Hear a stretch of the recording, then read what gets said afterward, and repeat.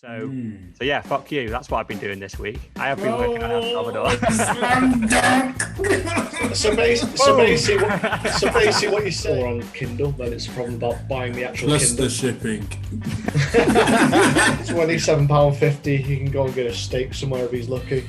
You can buy some fucking bananas, the banana man prick. So it's not really a death cross, then, is it? No. Unless Bitcoin is Jesus.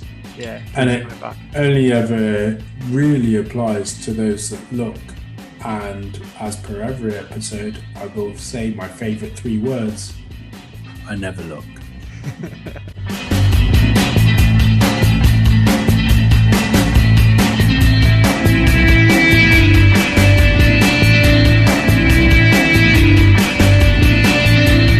How are we doing?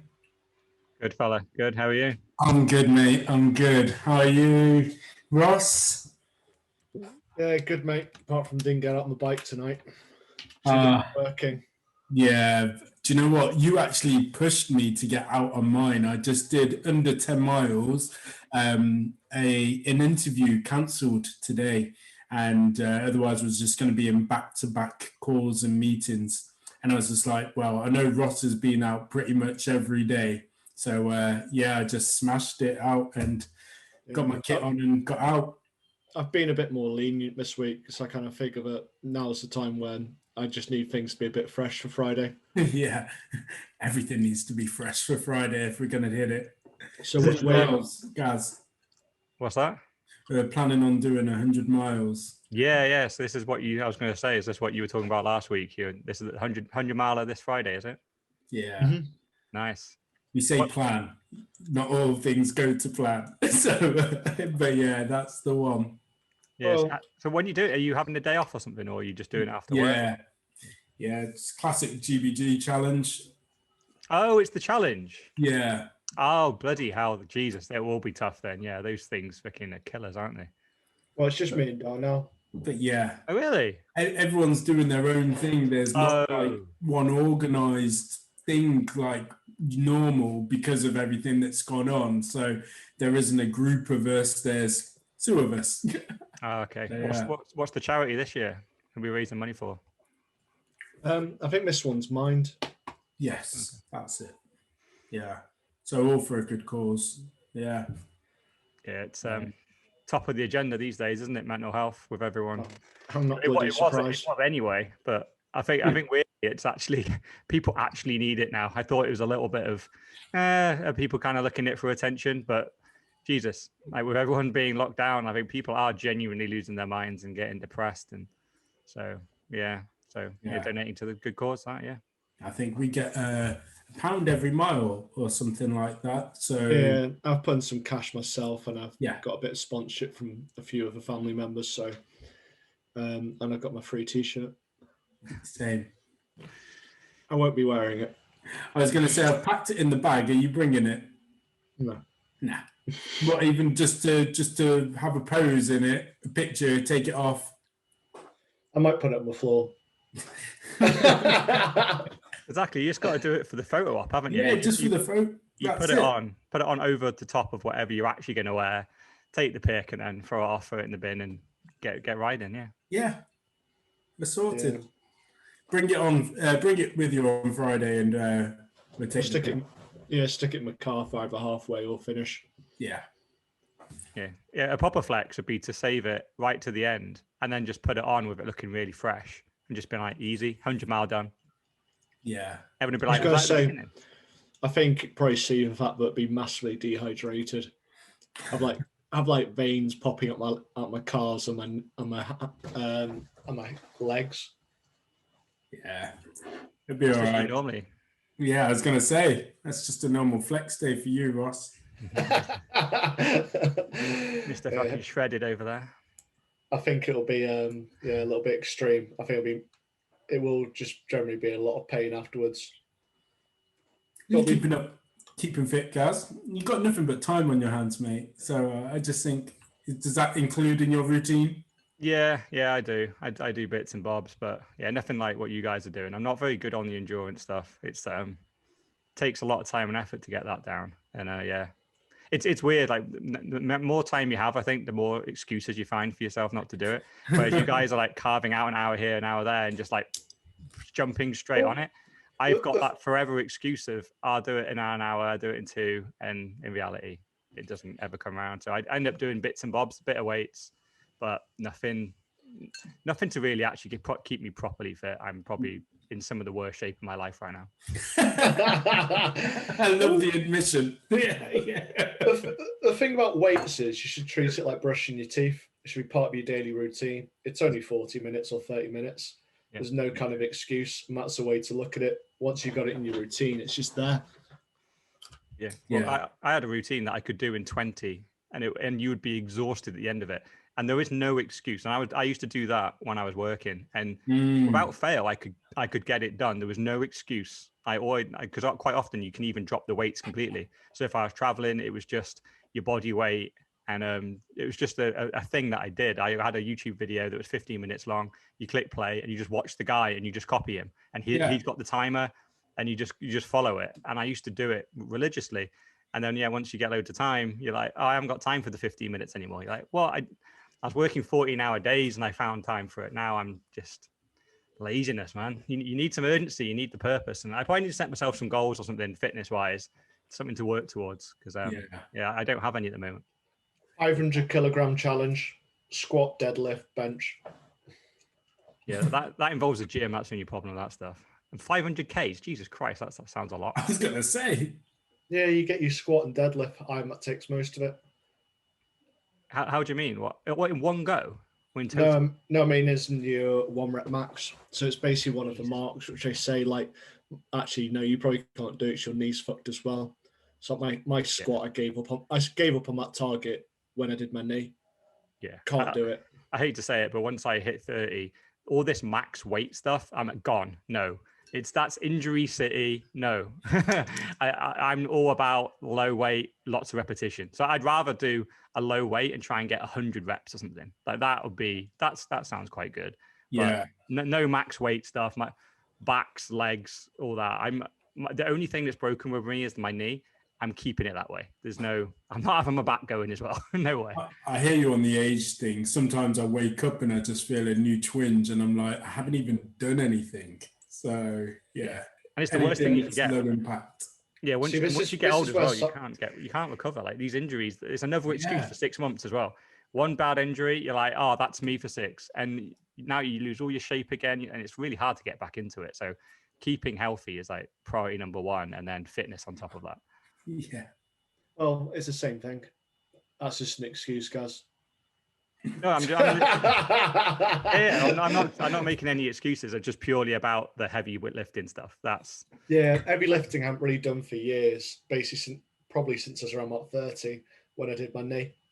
When I was trying to get. He's got no excuse. Yeah. Whereas now it is higher repetitions, and there's programs. I did a program over the last lockdown just to keep me sane, and that was horrendously hard, and that was like repetitions. That was Athlean X, and it was just another level.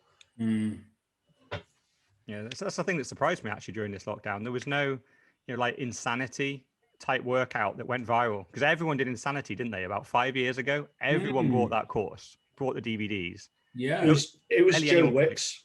It was Joe Wicks at the start of the first lockdown. My wife did the 90-day plan. It works. It's a good routine for her to get into, like better eating, exercising regularly. So she always does the hit routines. Yeah, there's quite a lot of YouTubers out there, isn't there, and Instagrammers that people follow in like little silos, as opposed to, as you say, just that major big one that everyone jumps on. Joe Wicks was big amongst the kids and stuff, but yeah, I think people had just enjoyed the drinking, and because they had nowhere to go legitimately.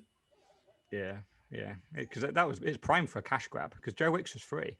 It's if some YouTuber with a following had gone, I have the lockdown workout and it's only 50 quid, and I'm surprised someone didn't cash in and make millions, because all you needed it to get rolling, isn't it? And Joe Wicks was the odd free workout. He has paid for plans. That's what the wife did. Yeah, so she did it, and it's like you get regular exercises unlocked on YouTube, and then you also get your meal plan. It has like these worked out meals according to your weight and what you should be. So hers was just like, I don't want to lose weight, I just want to be in better shape. So hers was like, it reduces carbohydrates massively, and you eat a lot more protein and fat. All right. Nice. As thrilling as talk about carbohydrates and fat is.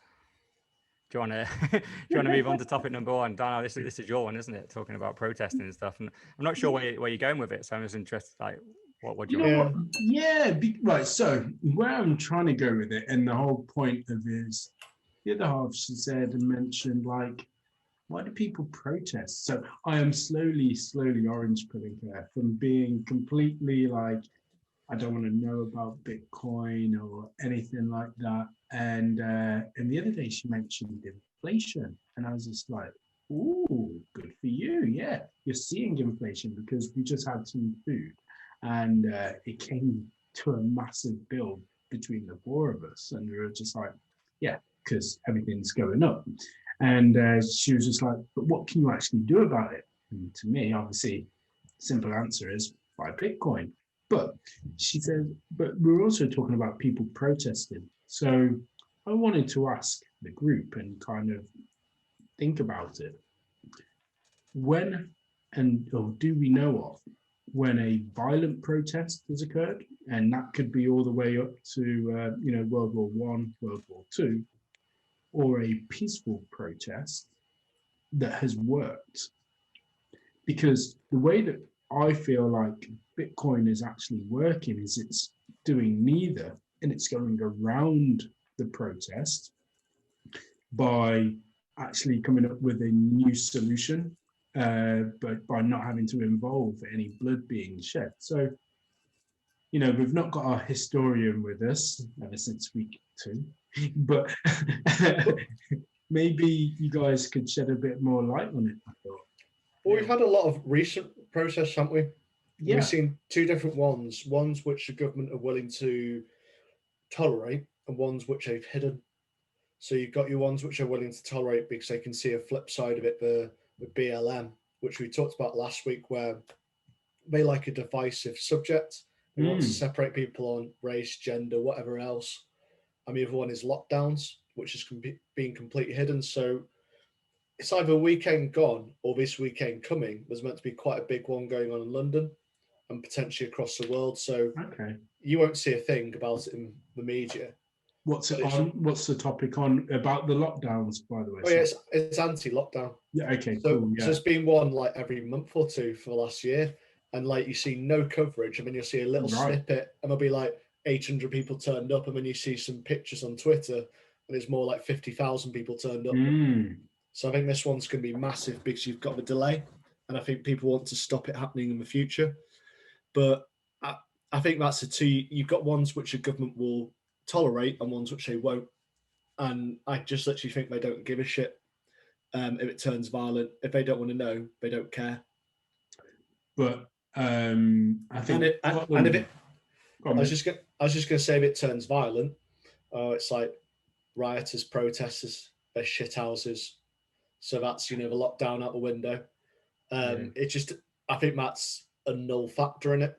I think it's just literally whether they believe that they want to pay attention to it or they don't. I think it literally doesn't matter.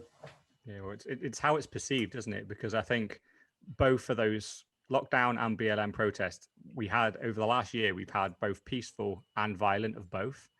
And it's all about how it's written about. And when violence happened on the BLM ones and the looting happened and everyone saw the pictures and people died in those shootouts, people were trying to defend their shops and guns. Once people get their guns out, people are going to die. And in those ones, it seemed to be almost played down. And when this is just shows you how serious this is, and this is how much this protest matters. Whereas when no one dies in anti-lockdown protests, at least not that I know of, but violence has still happened, and people have had fights, and anti-lockdown people have smashed shops and stuff, and that gets pitched very negatively. And this is now suddenly a violent protest, and it's a load of thugs. It got made front page news the other week when an anti-lockdown protester shouted at a BBC journalist, but he wasn't reporting, and that's because it was aggressive. So the media made it out that lockdown protesters were horrible. Yeah. But they jumped on that one as well because the guy looked a bit crazy, didn't he? He looked like a biker. So it was brilliant to make him the face of anti-lockdown protests. That was why that was made a headline. It was very, very convenient. If it had been a guy in a suit or just a guy like one of us had shouted at that BBC journalist, it wouldn't have been news because our face on the front page wouldn't have been shocking enough. But this guy looked like a thug. He was dressed like a biker in leather. He looked a little bit crazy. I think he had a bit of a criminal record. So yeah, that was just a major opportunity. But to go to your wider point, though, Dan, I was just thinking then about when protests have worked. It's like I think they have worked quite a lot over history. When you look at right the way back from slavery, there was protests around that. Then when you go forward, just general racism with Martin Luther King leading protests, which all these things led to change. Literally, a whole massive cultural change. Like slavery was ended. Black people suddenly got more rights. Not just that they weren't slaves now, it's actually they are equal to whites and they didn't have to sit on the back of the bus and stuff like that. And then going forward, then women protested and when we want to vote, they didn't have the vote and they protested and they got the vote. And then you've got more recently probably the LGBT community going, we want to have the same rights as straight people. We want to be able to get married and stuff. And again, it forced change. So I think they do work, but I think they're largely on these cultural issues. So these don't really affect government too much, I think. So they bend, and I think they hold the line as long as possible. But essentially, once it's not just the minority that is protesting, in reality, in all those examples there, we were representing the minority, but the majority actually agreed. So then I think governments go, oh, we need to give on this now because we're going to have a rebellion. Like we need people to pay their taxes and we don't have enough police officers to actually control the populations that we look after. So they end up caving. But I think they cave once they've got their kind of ducks in a line and they know whatever, because usually when these protests are going forward, it's going to affect the guys at the top. Normally the white old guys that own everything, they're going to take a hit when these things happen. So when black people came into work, when women came into work, a lot of them are religious and Christian, so they didn't want gays getting married. It's just, these are all just hits to them, and they just make sure they got their ducks in the line and they've waited to the last possible moment. And I think on the thing with inflation, that is something they will not budge on. They will never capitulate on that. That's their golden goose. Like you take that, you take everything, like everything else that before that was just a hit. It was a percentage hit, and they made sure, well, the money printer will make it up for that. So it's kind of fine. Like, yeah, we'll let a load of people in extra. There's going to be a whole load of new workers with a whole load of new rights coming in and competing with us. And they're going to be setting up business and taking market share off our businesses. But we've got enough kind of contacts right at the top that we're pretty much sorted no matter what. It doesn't really matter what happens. Our businesses will get bailed out. It's kind of all good. So yeah, I do think protesting, whilst I think it seems to make a material change, I think a lot of those changes wouldn't have happened without protests. I think as government has got larger and larger as well, and people have got more, like technology's advanced, weaponry has advanced. Personally, I think they're getting much less and less effective. It's meaning less and less. I think back in the day, if you go back a couple of 100 years or just 100 years, you get the majority of your news almost from your town square. So if people are protesting there and banging on the government doors every day, demanding rights for a certain group of people, you're seeing it every single day. Now, it's too easy. Like no one goes to their city centre anymore. Exactly. Everyone's getting their news from online, all through a certain amount of sources, and governments can censor those sources. Like I literally tweeted today. I saw a tweet that people were sending around that was an anti-lockdown and anti-virus tweet. And all you had to do is the content of this tweet, if you just copy and paste it and tweet it, automatically Twitter put a warning on it. It's the first time I've ever had this warning on one of my tweets that says, this tweet is inaccurate. Click here to learn about vaccines.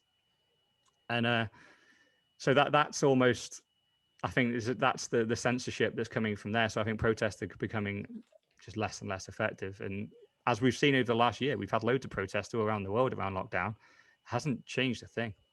So do you think that we'll have to have a protest between Bitcoin central banks and No. I think the- they'll dig, I think they'll dig their own grave. It's going to happen at some point. It's just a matter of when. Yeah. Whenever you see something wrong in the world, like you have two choices. You either try and change the thing that's wrong, or you build something new. That's what Bitcoin's done. You know, you go back to the early writings of Satoshi and all the people that have come since. They all say that you can't change the banking system. It's so corrupt. You can't change government. You can try and run for government. You can try and become a CEO of a bank. But once you get in, the corruption is just so heavily ingrained. Just even if an entire army of us tried to get big jobs, we would just not get anywhere. And it would just take an entire generation and we would just fail. So And instead, someone would have you as well. Someone will Yeah, blackmail you, make you corrupt, whatever. They'll find your vice, they'll find your secret, and they'll have you. yeah. And I think in reality, if you actually really are good and you start getting to the top of these organizations, they just start throwing money at you. And suddenly everyone starts to compromise once you get there. They're like, I know you're talking about this Bitcoin thing, but how about I pay you 10 million a year to keep supporting the Fed? Yeah. And everyone caves. It's like everyone's got a price. And so I think the trick on this game is don't play and just start a different game over here. That game's corrupt. It's been corrupt for generations. Let's just build a new one over here. I think generations is a massive understatement. It's since the beginning of time.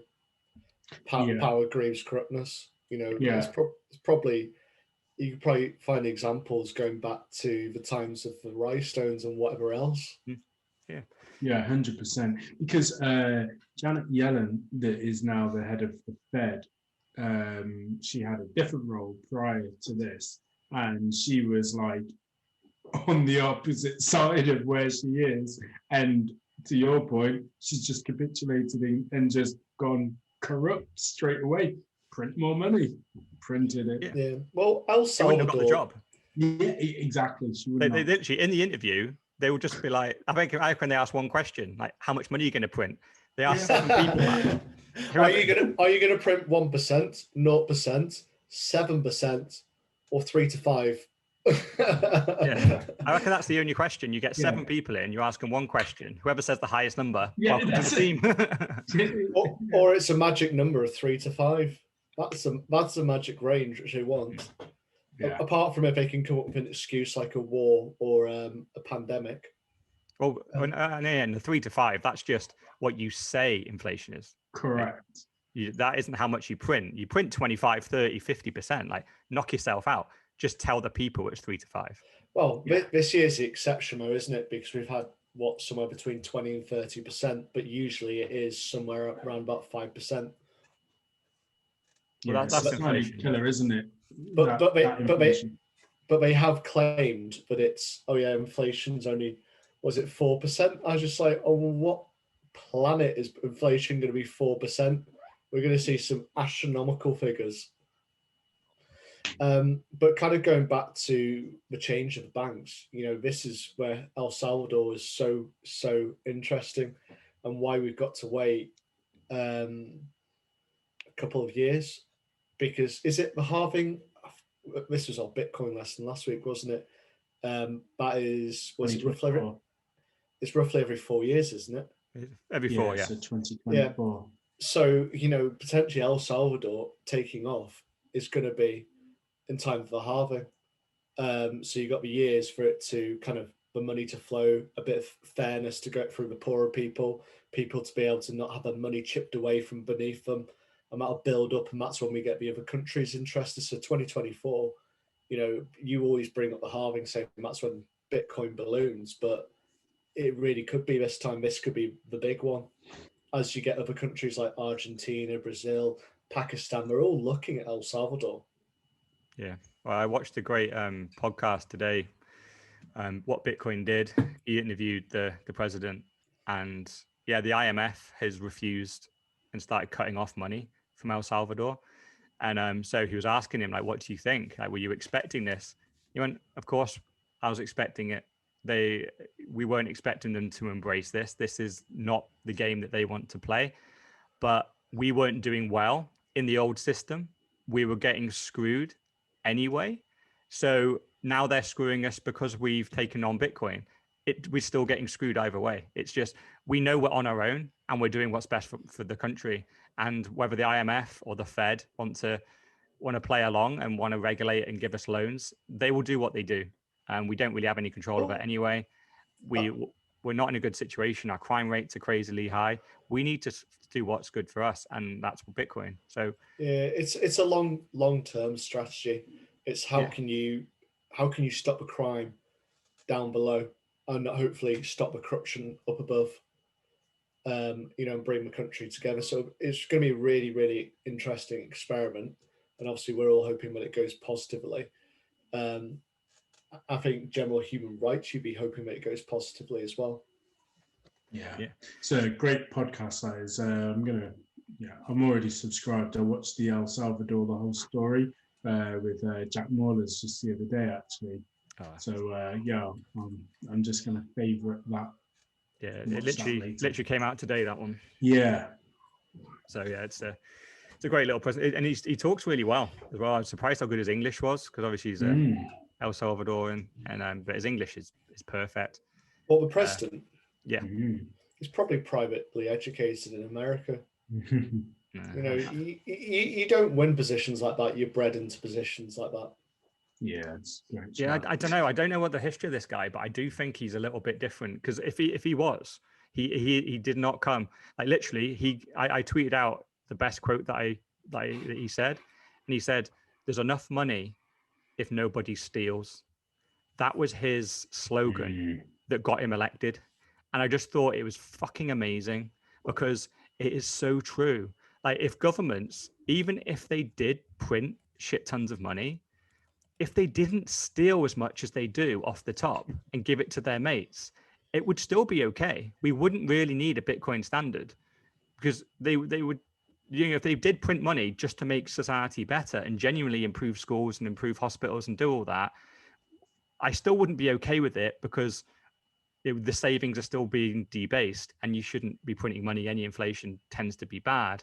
But if it was low inflation, like 0.5 to 1% a year, you could pretty much manage that and it would be largely okay. But the problem is they print way more than that, and it doesn't go to good causes. It goes to their mates and to their cronies in their load of business relationships that they have. That is what's wrong. And this guy just, that's what he said. He went, there's more than enough money in El Salvador for everyone to be fine, but people are stealing. So I won't steal. That was literally, I love it. As a politician, to pretty much run on the basis of I won't steal. It's nothing like necessarily positive. It's like me saying like, oh, I won't kill you. Like that, you shouldn't be killing me anyway, mate. Like why are you saying that? Like, what do you mean? Like, you're not going to kill me? Like, it's just such an honest kind of pitch. Like, he's not promising like food for everyone. He's not promising 350 million for the NHS every week. He's not doing any of that. He's just pretty much going, I'm going to do my best and I won't steal. And that got him elected like by the biggest margin ever. And yeah, he seems like a good guy. And I don't think he's part of the old crowd. He's quite young. He's 39.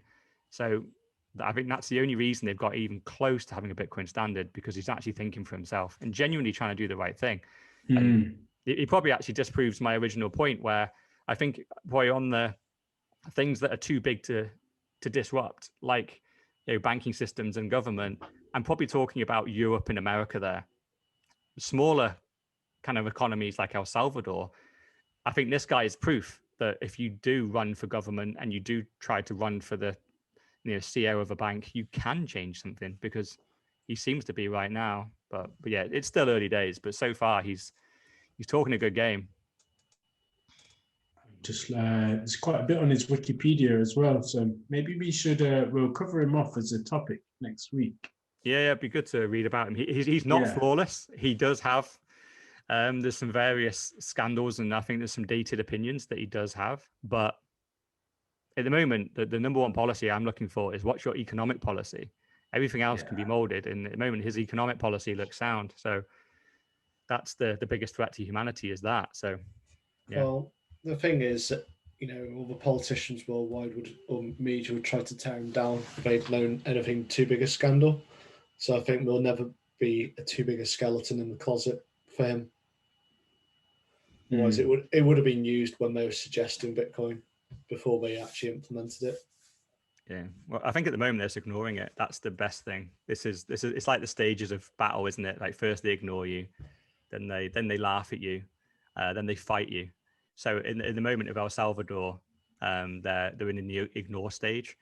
Once if it starts to take off, they'll laugh at it and go, it's a piddly economy and all that type of stuff. And then once it actually starts to be proven and it starts to spread, then they will go to take him down. Once that fails, you win. But we're in the early stages of the El Salvador story, I think. But the thing is, once it succeeds, you end up with, these countries like Argentina. Yeah, you end up with Argentina straight away. They're like, fuck it, we got to go. Because Argentina owes so much money, they can't afford to pay the interest.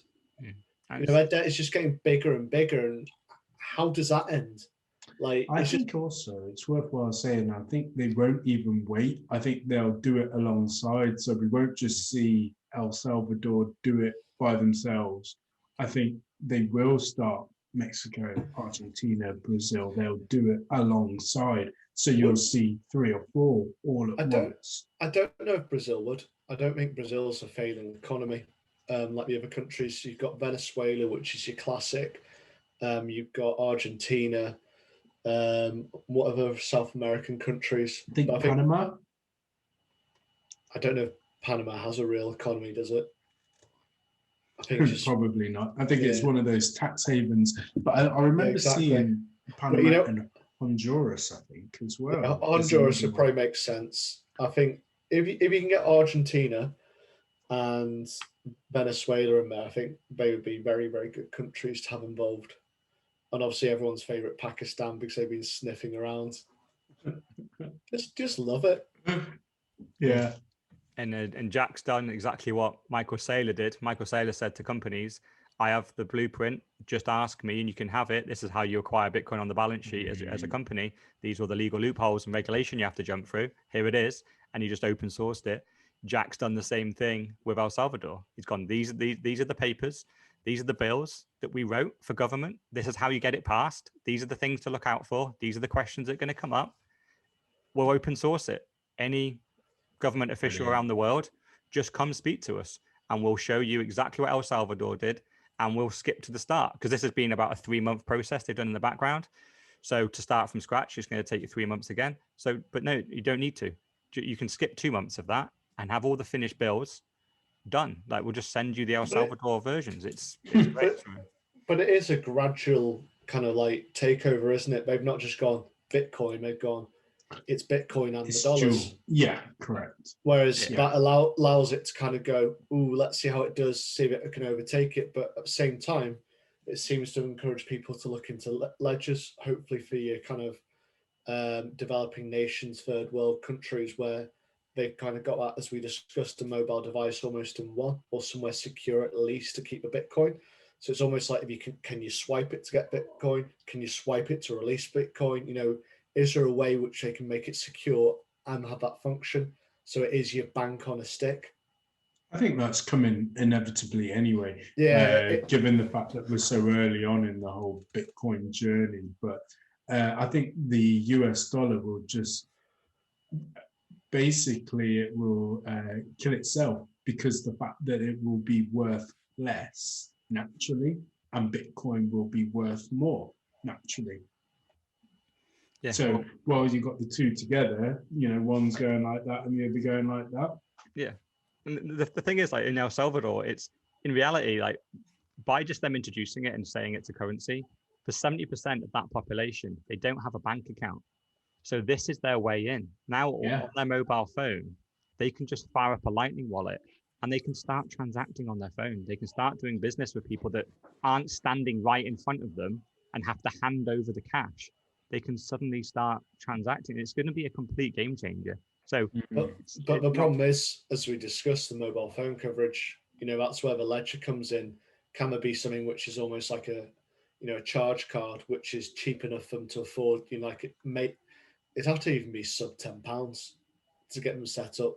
That is the problem. That is, how are you going to bridge that gap? So the poorest people who are earning, I don't know, less than £1 a day, well, less than £1 a day, much less than £1 a day, how are they going to set up their own kind of bank? Yeah, well, that's in reality. That is just a cheap mobile phone. If I was the president, I would be buying millions of the cheap old iPhones, just really battered iPhone 3s and 4s, whatever they are, and just give them out. Give them out. Just give it out as that's the best furlough payment you could give to the millions of people that don't have a phone. Just give it to them. They can download. And the thing is, like we say, wallets on phones aren't secure. I've had numerous Bitcoin wallets on my phone, all with 10 to £100 worth of Bitcoin in them. Not a single one's been touched. They're completely secure. They are quite hard to hack. I would never put sizable amounts of money in there, but they are secure. So to get started in Bitcoin for El Salvadorans, yeah, hardware wallets probably are a luxury they can't afford right now. But a mobile phone with a Lightning wallet, they're all very well tested. They've been out for the best part of a decade. These wallets now, they are pretty secure. So that it would easily get them off the ground and transacting. They don't need hardware wallets on day one. But they've got to get a mobile phone, so whether you're talking about some kind of donation or you're talking about actually buying, £50 for a really cheap mobile secondhand, maybe one of those Chinese ones, which I can never pronounce. £50? No, I'm talking about a mobile phone that's like 8 years old, like just basically going to go into landfill. And then you've also got the other part, which is data charges. These people are earning fuck all. Can they actually afford data charges?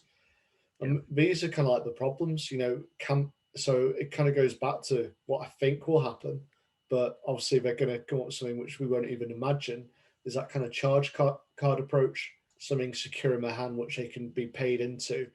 It's almost like credits, which you've seen in, I don't know, RoboCop or some kind of futuristic film, which you've seen in the past, where they've got some kind of, wallet to swipe in and swipe out, which has some kind of security linked around them. But it's exciting. It really is really exciting. Yeah, they have hope now. Now it's super easy. Now to fix the economy there, they need phones. That's it. Before, it was like, I had no fucking clue. Well, we had this discussion last week, and you were going to start a charity since you got no job. Yeah. What's happened? Has that charity been started? No, it hasn't. I've been, to be honest, actually, now you talk about it, I didn't have it on the thing. I can't believe I didn't put it on. But actually, I've been contacted by some El Salvadorans. They found my app. So someone was asking for some good educational content on Bitcoin. They tagged in Bitcoin lessons, and some El Salvador guy downloaded it and went, "Oh, it's only in English." So contacted me and went, "Can I translate this into Spanish?" I went, "You absolutely can. Like, do you want paying or what?" He's like, "No, I've got 21 translators. We're trying to roll out content in El Salvador. So yeah, can we get going?" So this week I've been working with that guy. He's translated lesson 1 already. I need to do a shit ton of work on the back end of the app itself to actually make it work with 2 languages. So yeah, fuck you. That's what I've been doing this week. I have been working on El Salvador. Slam dunk. So basically what you're saying is you've answered an email and you've let someone else do the work. I've been working. We've had to take content out. We've been like reviewing it. We've been I've been speccing out what needs to be happening behind the scenes. I'm probably gonna have to do a whole new version. It's going to be too complicated. But that is cool. That is really, really good. Yeah. Once again, really, really exciting. Yeah, it is. I mean, again, I'm not just blowing smoke up your own ass, but the Bitcoin lessons, and we don't really even plug it that often, do we? We don't tag it on to the beginning of each and every podcast. This is sponsored by Bitcoin lessons, although we should.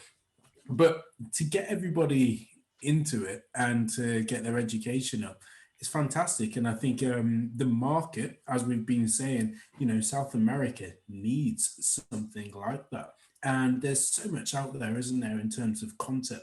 But where do you start? You need to understand the fundamentals behind money. And, they living and experiencing money, hyperinflation, and why Bitcoin is so good for them. So I think it's a perfect storm, isn't it? Somebody translating it into Spanish and the widely spoken language of everybody in South America. Yeah. Are you going to put it? Are you going to put it all through Google Translate to make sure they're just not mugging you off?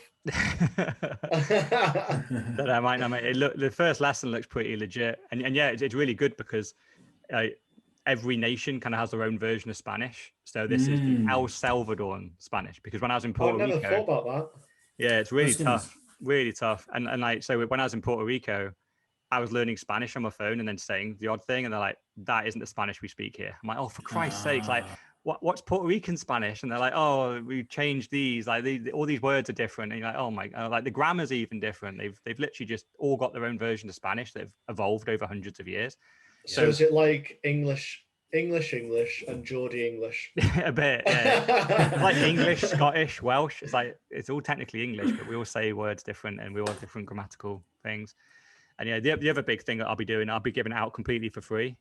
So it'll be free to all El Salvadorans and undoubtedly. And I'll still keep on the lowest limit. I give out like 10p of Satoshi's worth. And so I'll still do that.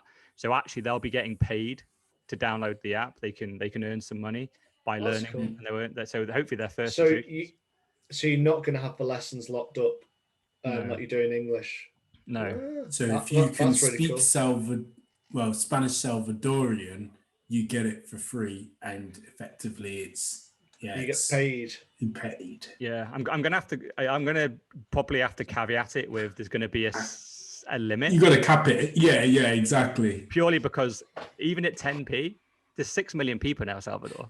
So if they all did download it, I would owe them 600 grand, which is a little bit above the donation level that I probably would want to give right now.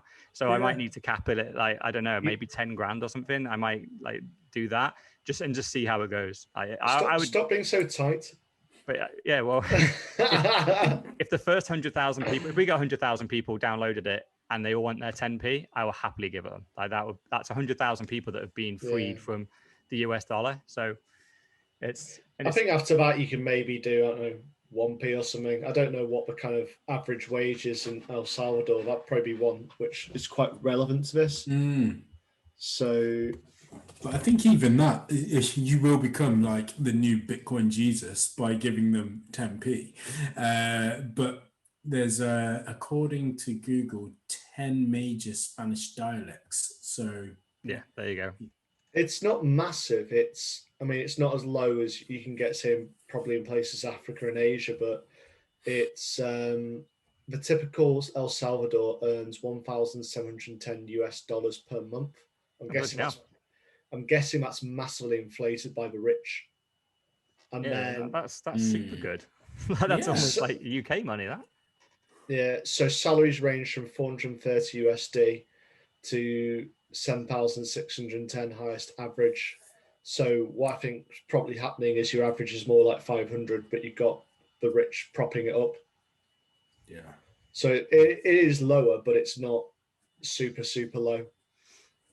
Maybe, again, you could team up with Sailor, looking at these countries that want to either adopt Bitcoin as legal tender, or for those unbanked countries that for the first, I don't know, 5,000, 10,000 people that download the app, and we translate the app into that dialect for them as well.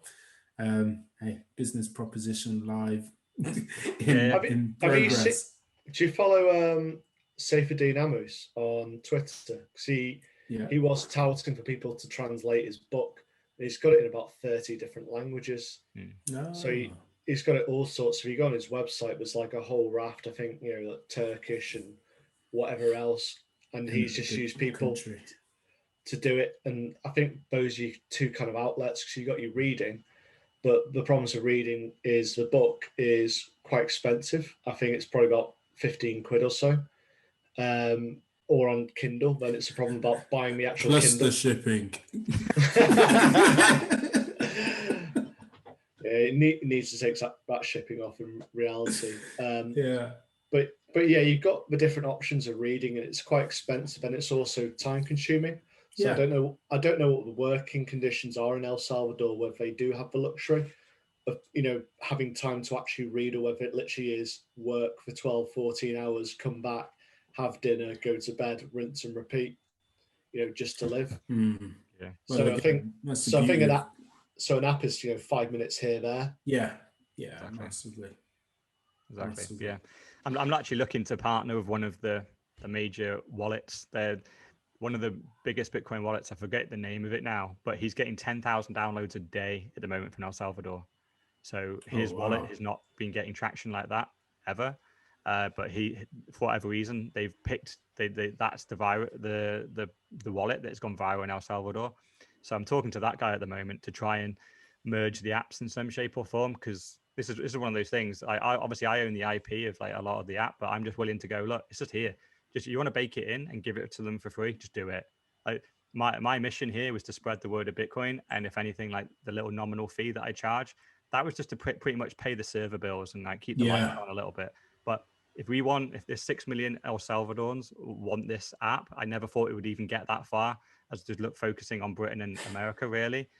Fantastic. Let's just give it to them for free. Is this so you can find yourself a hot Latino? He's thinking. He's thinking. She may hear this. I can't say yes, but yes. No, this is for the good of Bitcoin. This is my protest. That's just going for the highlight reel, basically. We'll stop the recording and we'll get the real answer. But no, I think you're absolutely right. Where you may have first started off thinking, obviously, I'm going to reach these individuals. No one could have predicted El Salvador, and I think it's a great thing that it's reached that way.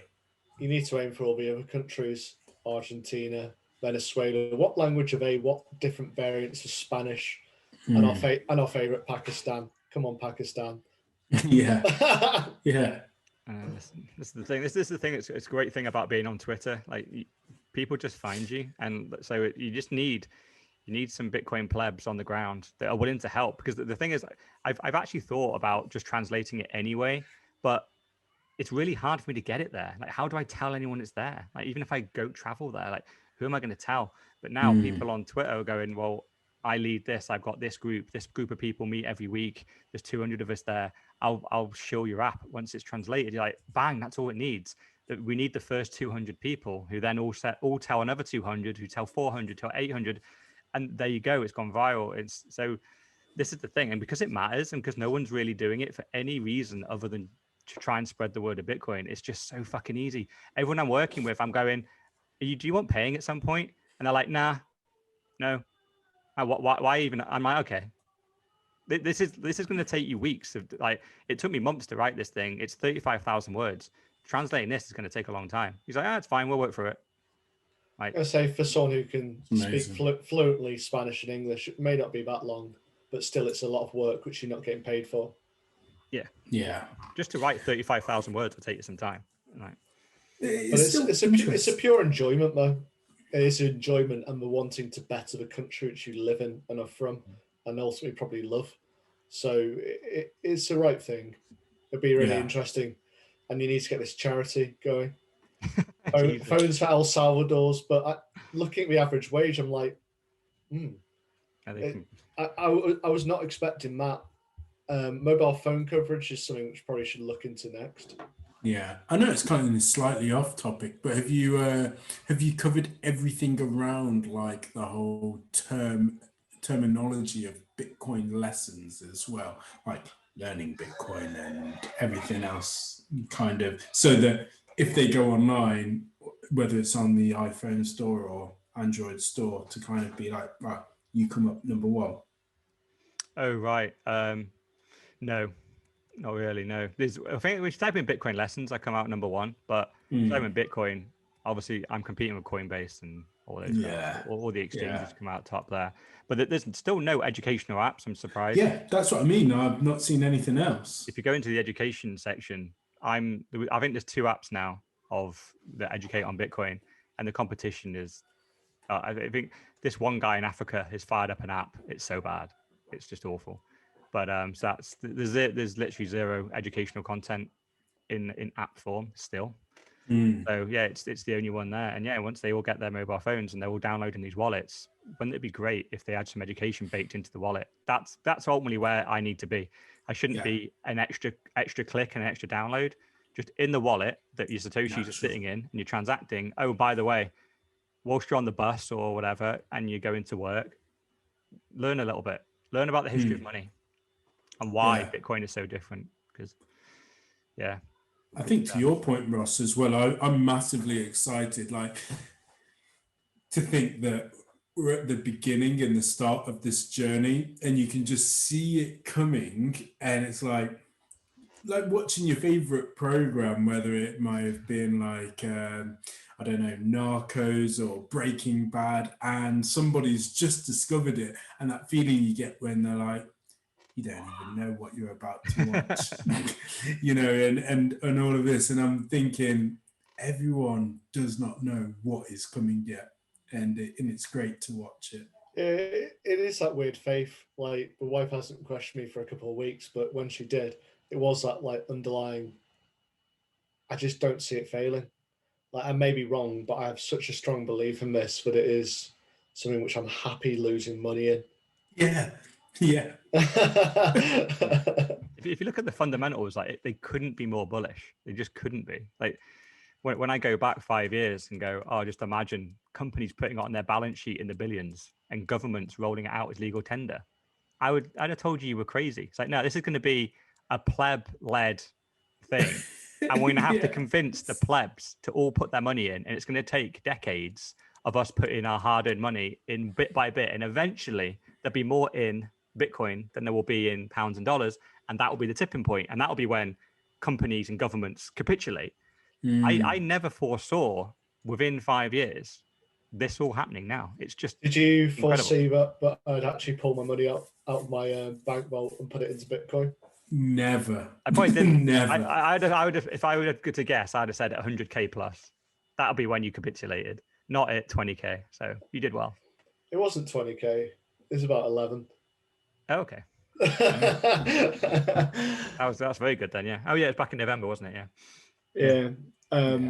When I didn't really realise that Michael Saylor was doing it as well, when he was driving up the price, I thought it was just me. Well, talking about Saylor, should we move on to his little topic? Absolutely. He hosted the second Bitcoin Mining Council meeting. And again, I'm going to keep iterating this. He learned his lesson, because I gave him a warning shot, didn't I? It was probably a couple of weeks ago.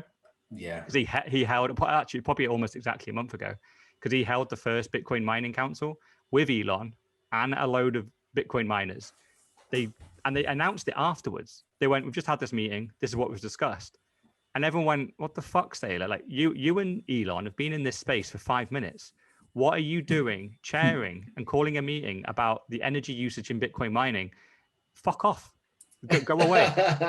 And we basically just went, look, if you do this again, your intentions sound good, but you better be open and transparent. So this time he went, right, we'll do the entire meeting live on Twitter Spaces so anyone can join. And fair play. That's exactly what he did. So now we don't have to trust him about the meeting notes that come out and there's anything left off. We were all in the meeting. We crashed Twitter Spaces. There were so many Bitcoiners listening to this meeting. And, what was the numbers? What was the volume of people in the Twitter Spaces? It's hard to see, but it was well over 10,000. Oh, okay. And in Twitter Spaces, normally there's like 100 people in there at max, and 10,000. And Saylor was struggling to find the speakers to actually put to the stage. People couldn't even join it because it was just Twitter was bugging out. But no, it was a very interesting meeting. And it pretty much, like, the speakers were great. Like the Bitcoin mining CEOs just pretty much went on stage. I went, we're pretty much here just virtue signaling. There is no energy problem, but we agree there's a marketing problem because it's being used against us. So we just need to try and get ahead of it. And we don't have enough hard and solid facts around what our energy usage really is. So we probably just need to get together and just start publishing it. But everything will be voluntary. No one is, if you're a Bitcoin miner, it is not mandated that you have to issue what energy you use or anything. It's purely just if you want to. We're not going to pass any regulation or anything like that. But let's just try and get ahead of it, because the politicians are after us, so let's just try and get as much data in front of them as possible. They even talked about there was actually regulation trying to be passed in New York that said they were going to ban Bitcoin mining in New York unless it used renewable energy. And weirdly, it didn't get passed. Can't believe who voted against that. If you were a politician, I would have voted against that if I was a politician. But yeah, they so just little nuggets like that came up. Do you think Bitcoin miners will be the celebs of tomorrow? In reality, hearing them speak and like seeing them on stage at Bitcoin 2021, I don't think they give a shit. So I don't think they want to be. I think they're quite technical people quite often. Yeah. And they do this for, essentially to help Bitcoin, and they make a shit ton of money and enjoy their life. They don't want to be up on stage quite often and being celebs, I don't think. So people will probably try and make them celebs because they're going to be uber rich when it's all comes to play out in the next 10, 20 years. But I don't they're not all like Sailor where they're going on every single podcast every day. Yeah. They're not all as well spoken as him either. They're a bit techie, And I was going to say that it's not really their thing, is it? If my perception and notion of what a Bitcoin miner is, they're not that guy that wants the limelight or any limelight, to be fair. Yeah, they were all quite uncomfortable, I think, just being in this meeting. And yeah, even though Sailor was trying to like push the conversation forward and go that we need to get more stuff done, they were pretty much going, we don't need to do anything, actually. Bitcoin's fine. Like it finds energy where it finds energy. And they were just listing off a whole host of other things that use more energy than Bitcoin, and no one's talking about it. It's like, this is just it's fake news, literally. And we just and Sailor was like, yeah, I know, but can we just get something together anyway? And they were like, oh, if we have to, like, we're just doing our homework for the sake of doing our homework. Like, because the problem is, like, they're not going to listen. Like the journalists and the politicians, they don't like Bitcoin for the real reasons, and the fact that it undermines the money printer. The fact that they're pointing at the energy thing, that's just a distraction. So no matter how much evidence you give them on the energy stuff, they already know that. They already know the energy's fine. They're just using it because they know it plays well with the public, and it will help them pass regulation to ban it.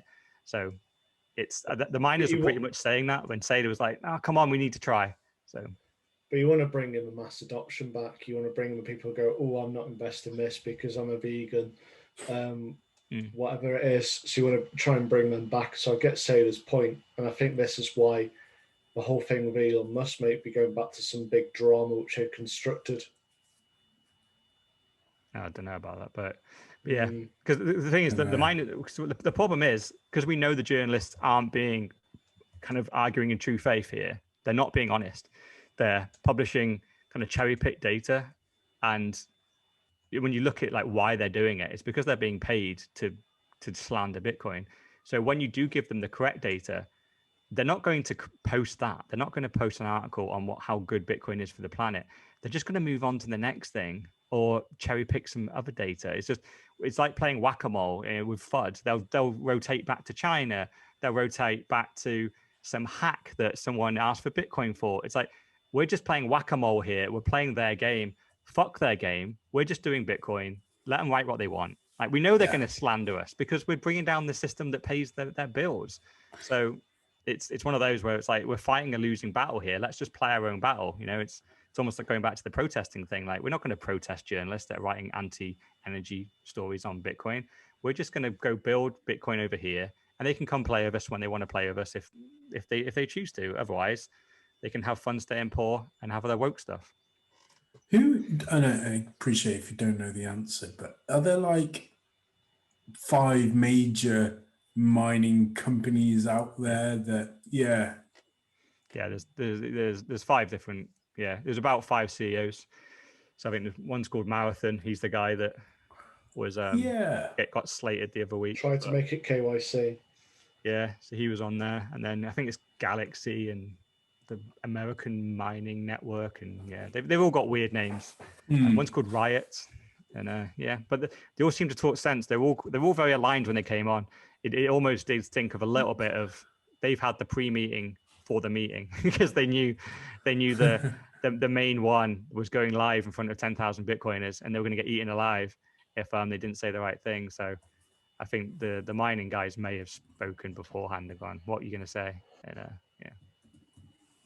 Yeah, it's good. I want to say that Pomp interviewed somebody from Marathon not so long ago, and he was like the CEO. I think I connected to him as well, but he was in banking previously before. I'll find his name and I'll come back to you guys. But yeah, he just seems so switched on. And again, it just every time I see these people and I think, you will have gone through the analysis of Bitcoin and everything else and thought, okay, yeah, this thing works and this is why I want to be a part of it. I'm in. Yeah. So who am I to challenge you?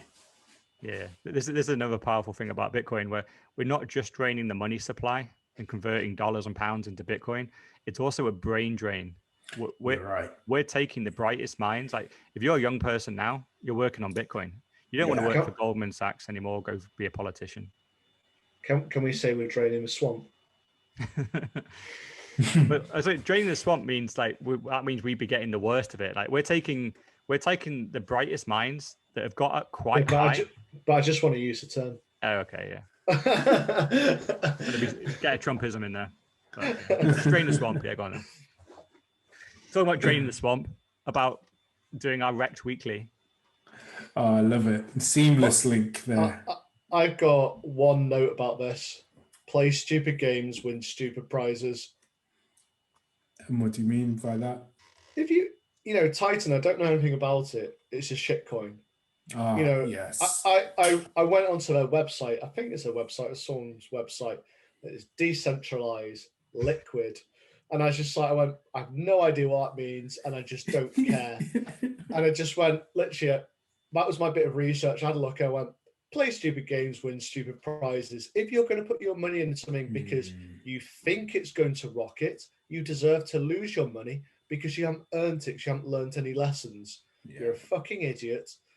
You might as well just give me your money, which I would have spent on Bitcoin. Yeah, massively. Because just to rewind and like tell people what it's about, it's about a shitcoin called Titan. And this is the thing, when we were talking about Doge and you were talking about the issuance and all that kind of stuff, I was just largely switching off because I don't care what the issuance is of Doge, because in reality, anyone can change it at any time because it's not secure. And the developers have just got the code up and they're just freaking changing stuff willy-nilly. It takes one mistake and all bets are off and the coin goes to zero. This is what we're talking about. So with Titan, they had a supply of 116 million. And it's been around for a couple of years. It's been relatively fine, but it got some attraction. People like Mark Cuban started buying it. The price of the coin went shooting up. So suddenly now, this shit coin that was just hovering around zero anyway, like, I don't know, like a couple £1 million market cap, suddenly boomed and started being worth a lot of money. Cuban started shilling it. Apparently he put 4 or 5 million in of his own money that ballooned up to like 16 million or something. So now suddenly it was a shitcoin worth attacking. So a load of hackers went and took a look at it, realized, we can increase the supply to whatever we want. So they've increased the supply from 116 million to 34 trillion. Gave themselves all the coins, went to every single exchange that listed Titan and sold every fucking one until the price went down 99.96% in 1 minute. Fucking beautiful. It was that is what you ultimately, like, when it first happened, everyone was like, is Mark Cuban involved? And he put out a tweet going, I got hit a bit, but not a lot. It went down in 1 minute. So either you got the fastest reactions in the West, or you got either 100% loss, or you were part of it and you knew about the hack, and then you're now culpable for something else, which is probably even worse than just shilling a scam and getting wrecked. At least it's a stupid mistake, but at least it's honest. If you shilled a scam, then found a hack, dumped all your coins, and then just like didn't tell your followers, like, that's really shitty. And I don't think he did that. He's just trying to save face in public. He's called Bitcoin worse than bananas. Did they find his wallet? What's that? Didn't some people find his wallet and say, but it was all still there? Oh, really? Someone found his wallet? I saw a tweet, but obviously you don't know whether that's actually true. Oh, that'd be epic. That'd be brilliant. That'd be brilliant. Yeah, if they all just sat there, that £4 million that he put in, and he's looking at the balance, and it's like 4.5 grand now or something, or like 27 quid. I don't know. Yeah, I was gonna say, I know that. It'd be amazing. It'd be amazing. £27.50. He can go and get a steak somewhere if he's lucky. You can buy some fucking bananas, the banana man prick. Apparently, though, like, yeah, he's a billionaire, but he hasn't really expanded his wealth beyond when he actually did sell to get to billionaire status as well.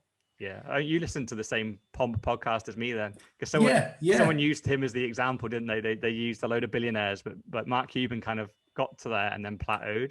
Yeah, and whereas people like Buffett and like Jobs and exactly Bezos, Dalio, they Bezos, just kept freaking. Once they got the first couple of billion, they just went into tens straight away. Whereas Cuban hit the couple and then plateaued. But yeah, and now we're seeing kind of his business decisions. You know, he dismissed Bitcoin. He literally called Bitcoin worse than bananas because at least you can eat a banana.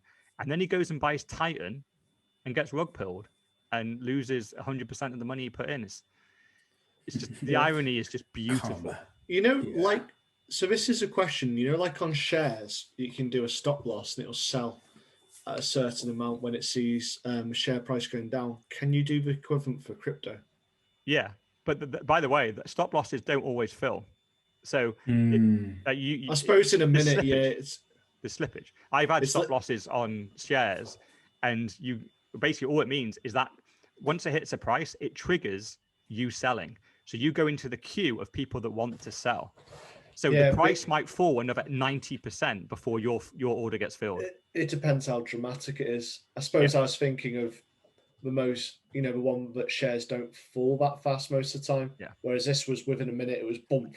So you also need certain systems as well that are actually quicker to then, you know, basically if you pay for a system, you're more likely to be ahead of the queue to fill your order as opposed to maybe the free stuff that we might use.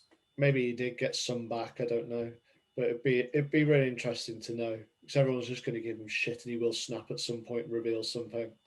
Yeah, I can almost guarantee he lost a lot and because the slippage on that, like when with shitcoins, you know, we talk about no liquidity. That's exactly what we mean. It's like if he even tried to sell his 4 million, he wouldn't have sold 4 million worth. It would have dumped the price by 50%. So he'd have only got 2 out because there's no buyers on the other side. So that's the problem. Like if he tried to sell 4 million, to be able to get out, there needs to be 4 million worth of buys on the other side. No one is buying once this news hits, and every order book is full of shit tons of orders of sells. Yeah.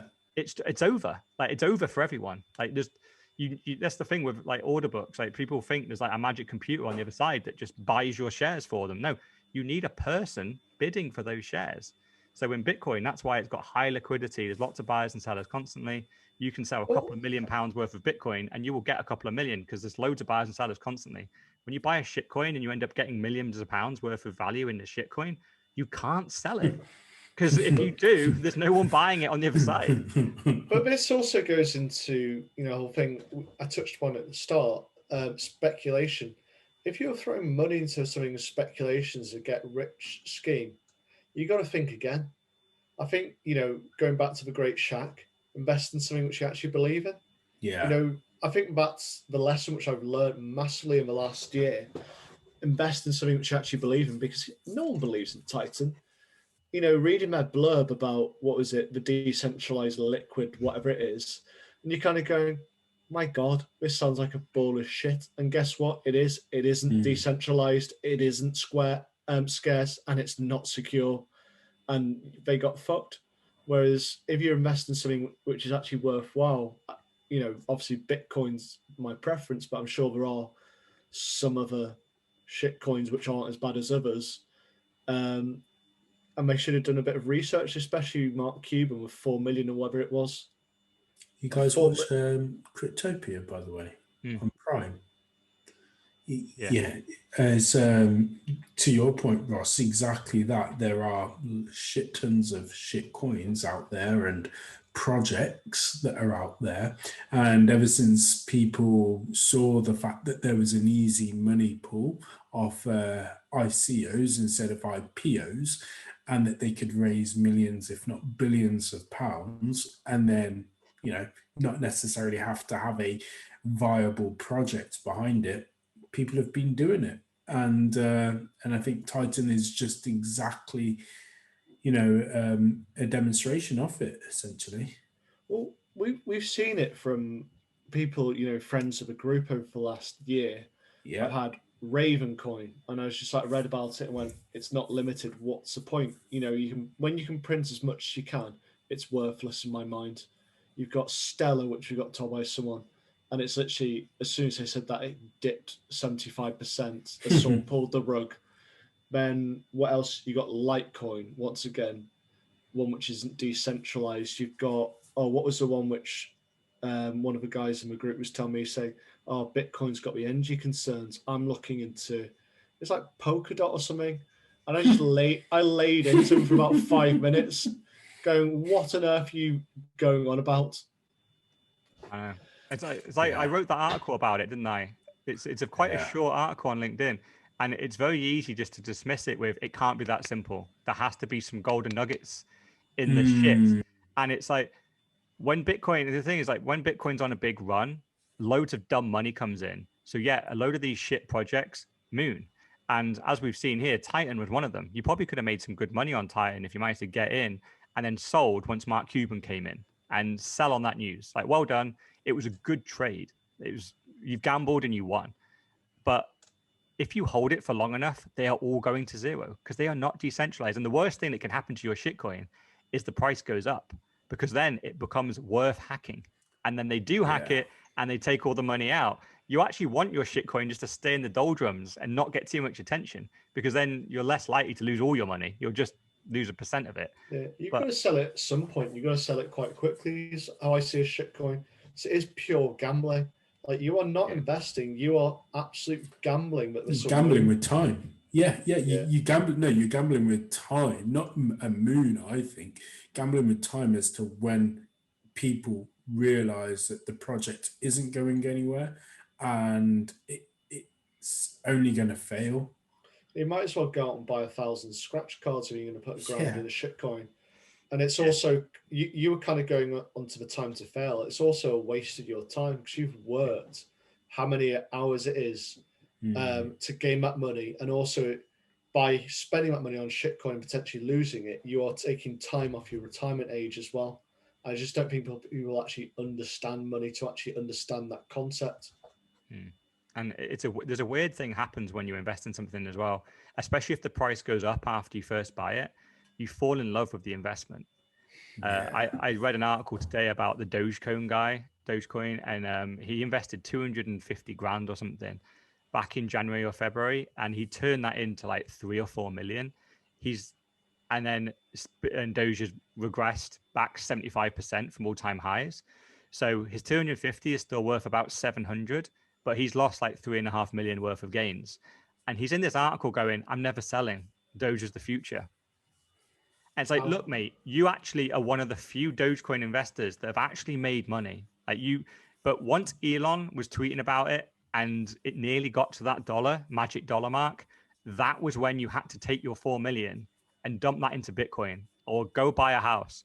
Instead, he's ridden it all the way down to 750. So he's still 500,000 up, to be fair to him, but he's going to hold it to zero.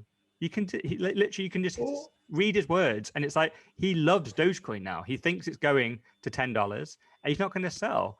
He's going to lose all of it. well, this is like representative of, I think they call them like zombie companies or something, where they kind of like they somehow do business, they somehow keep afloat because of a mixture of loans, inflation, so on. And this is literally it. Like you've got a load of zombies here. They're doing Yeah. nothing. Like what exactly are you investing in? It's like if you buy shares, oh yeah, I'm going to invest in, I don't know. Let's think of a shit company at the moment, one which is failing, TUI. a holiday company. Oh yeah, because they're undervalued. Yeah, but we can't go anywhere on holiday. So why are you investing? Oh, because it's going to happen. Probably going to be locked down and restricted for many years now. So, and you've got to get a return within 2 years. Apparently, Scotland is saying August. Oh, bullshit. It's a carrot. Yeah, and like as we know, what happens in August and winter?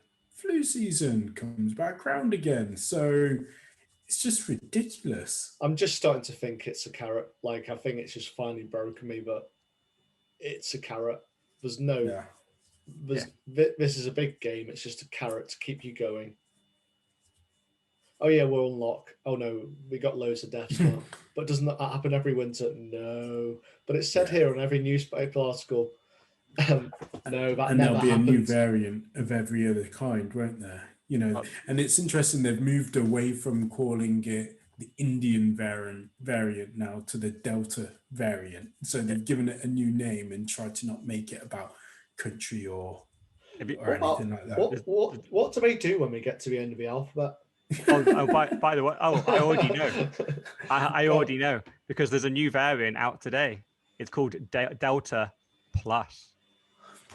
No, it's like an iPhone, you know, like the iPhone 5 Plus and that. No, they're going through. A variant's got to be a new one. It's the Echo, isn't it? It's Echo.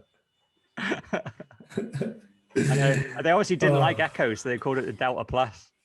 Wow. Delta Plus, Delta Pro. It sounds even worse, doesn't it? Like it's just adding words on, like it's just and you couldn't even say that it's a joke, could you? I know.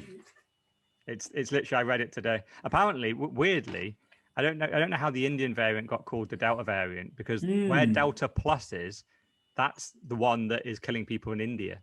So India have Delta Plus, but we have the Indian variant. What you mean, the one which is killing well below the average of COVID in any other country? Yeah. Is that the Indian variant? I didn't even click the article. I just saw the headline and just saw the word Delta Plus and just lolled and just fucking clicked. I'm like, it's a clickbait. I think that's not even official. I think it's a media just trying to sell more. It's probably Daily Mail or someone like that, I'm guessing. Yeah, I don't know how we went from shitcoins to COVID there, but but anyway, my final thought on this, which was my first thought: play stupid games, win stupid prizes. You're right. Yeah, and then I think we need to see more of it happen. By the way, as well, for people to kind of finally get their head around Bitcoin is the only one. No, it's going to happen till the end of time. Bitcoin becomes the main currency. People are still going to be shilling shitcoins because they're fucking idiots. People think they can become rich like that. It happens to, a minute amount of people. They win the lottery, they invest in something and it balloons. This is an absolute fraction. It is a lottery. You are not going to win. You do for a little bit. Today, and the guy lost 350 2 weeks ago as well, through some person giving him some like personal guidance on finance, and obviously kept it professional, but I just thought, gosh, when you say 350, do you mean 350? 350, yeah, 350 quid. Oh, just not 1,000 though. No, not 1,000. No, not 1,000. I was gonna say it's a nice house there. Yeah, definitely. Well, we had someone, you guys, last week in a scam. My father-in-law said, I had this email. It's not coming up now, this website, which I found. I was like, it's too good to be. If you think it's too good to be true, it is too good to be true. It's a scam of a different level. You've got the people who just take your money, fuck off, versus you've got the shitcoins who people are just trying to shill them to make money off nothing. It's happened since the beginning of time. Miracle Tonics, the Spanish-Irish Nigerian lottery, the Nigerian dead prince or whatever it is, where you have to give them £10,000 and they'll give you 10 million. This hasn't stopped and it's never going to stop. Yeah. It's just different variants of it, isn't it? Literally. There's also like the love scam, wasn't there, over lockdown, where people that were on dating sites were pretending to be other people and then obviously conning people out of money as well. Yeah, because they had the perfect excuse to not meet up there, didn't they? Correct. Because obviously Well, we're in this is the lockdown. It's like, oh, Yeah. I need hospital, I need help, I'm out of money. Can you lend me? Response, no. Why not? Lol. That'd be the instant response. But don't you care about me? No. People need to be more shrewd or more, I don't know, just like tighter with their money, like us and shipping costs. I just love how all of us said no. We want it, but no. I still desperately want that book, and I still do. want a proper copy of Bitcoin Standard and Fiat Standard, but I'm like, no. Yeah. Same. Yeah. And then talking about scammers, we had some hackers this week.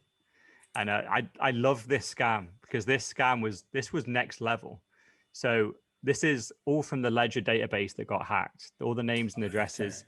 So I've been getting phone calls, emails, freaking since the beginning of time, like the last year since the hack happened, trying to a whole variety of different scams. Started with Bitcoin related scams, then it went into trading. Now it's just general.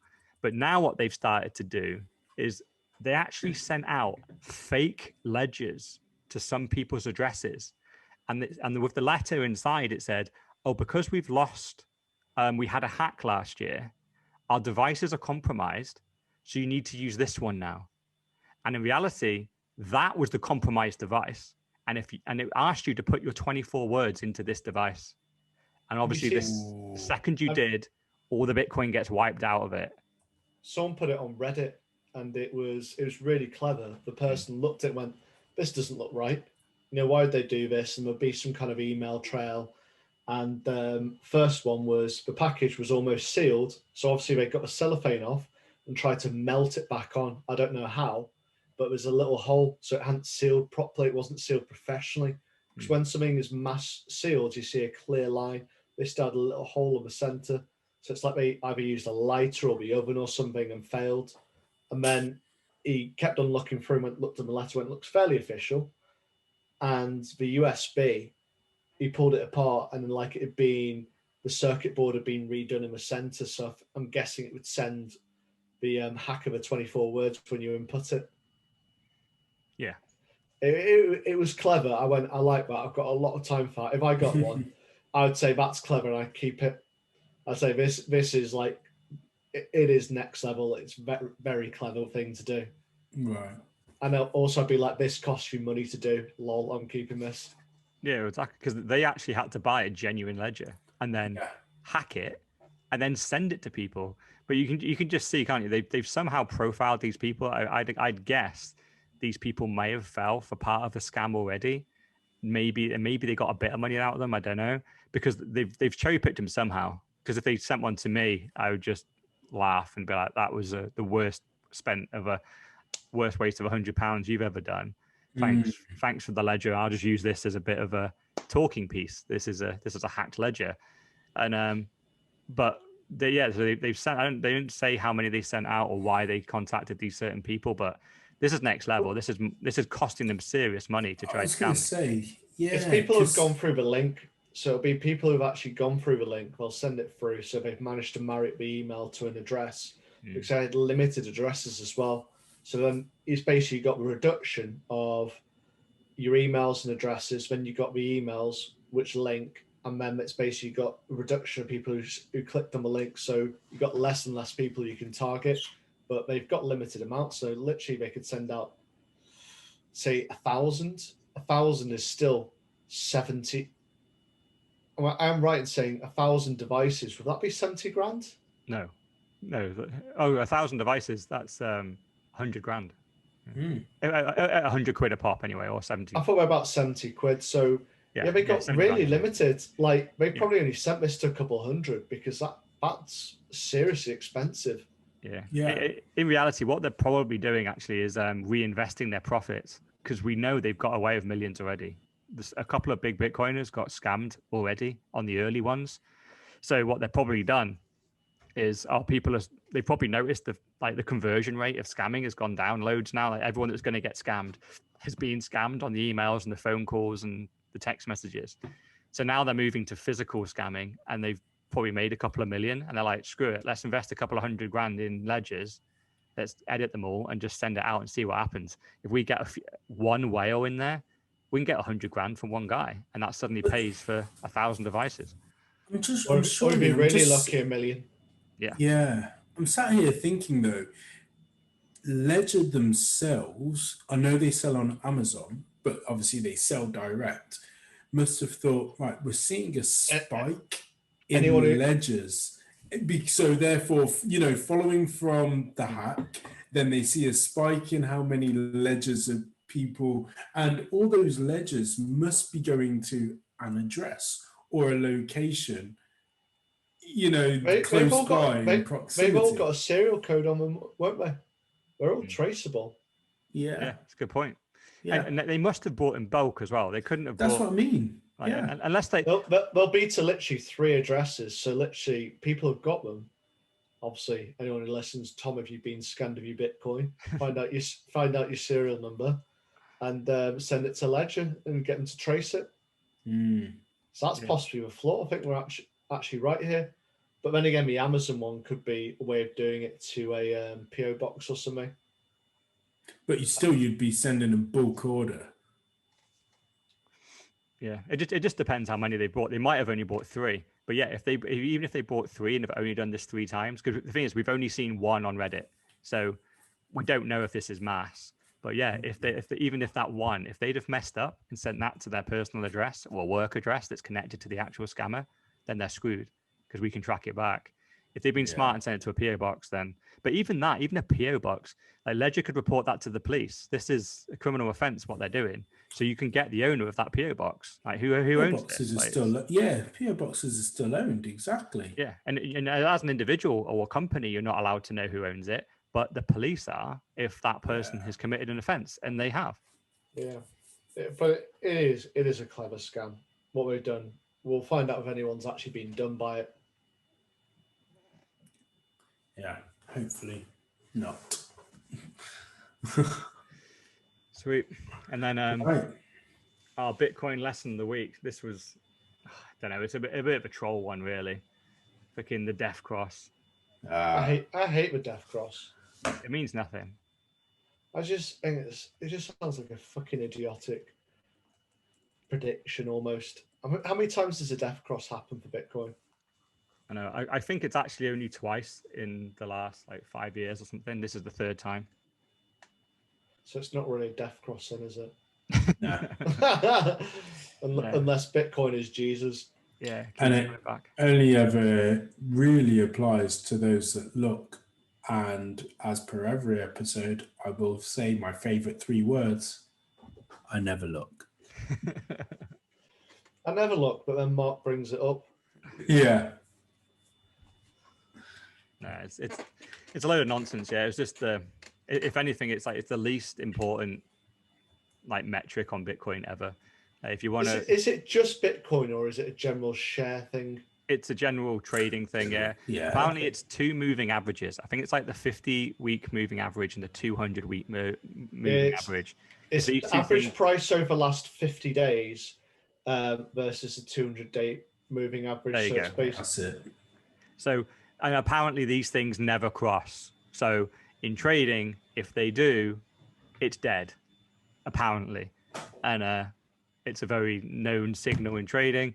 So yeah, and that's the biggest problem I hate about Bitcoin is the fact there's so many traders and so many people think trading is intrinsically linked into Bitcoin. The first question I always get asked when they find out I'm a Bitcoiner is oh, you trade? I'm like, no, why? Why is that your first thought? It's oh, but everyone in Bitcoin trades, right? It's no, it's when you think of Bitcoin, you do think of a chart, but I'm just no, I just hold it all the way through. I'm never selling it. Everyone in Bitcoin hodls. Yeah. Correct. True Bitcoiners hodl. Yeah. They buy, they hodl. Anyone who trades has probably lost a substantial amount of money. They're like a gambler. They will not tell you how much they have lost. True traders are really only trading in shitcoins, though, if in crypto world. I'll trade in anything, but we're sort of. Well, they won't be trading Bitcoin for Sushi Swap or Polkadot or Titan. Right. They're trading to get profits in Bitcoin. Yeah, correct. Yeah. So, the someone in work who said, "Oh, I'm doing all right." I buying, and this was before the pandemic, and she's going about, oh yeah, I'm buying, made a couple £100 here or there, and she's putting in, a chunk to get that couple £100, but she's buying it when she thought it was low and selling it when it was high. She said it was bouncing between two lines, but this was a couple of months before the pandemic. So I'm like, first of all, you got the massive dip, and then, oh, it's dipped, let's buy some.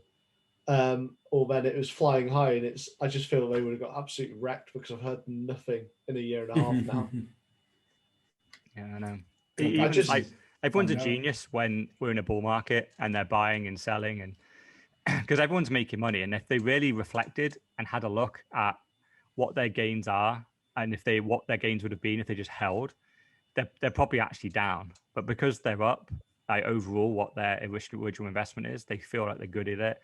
But the second we hit a bear market, it's like, okay, if you're a trader, that means you can trade down as well as up. So you can start shorting and all that stuff, like, because everyone makes money in a bull market.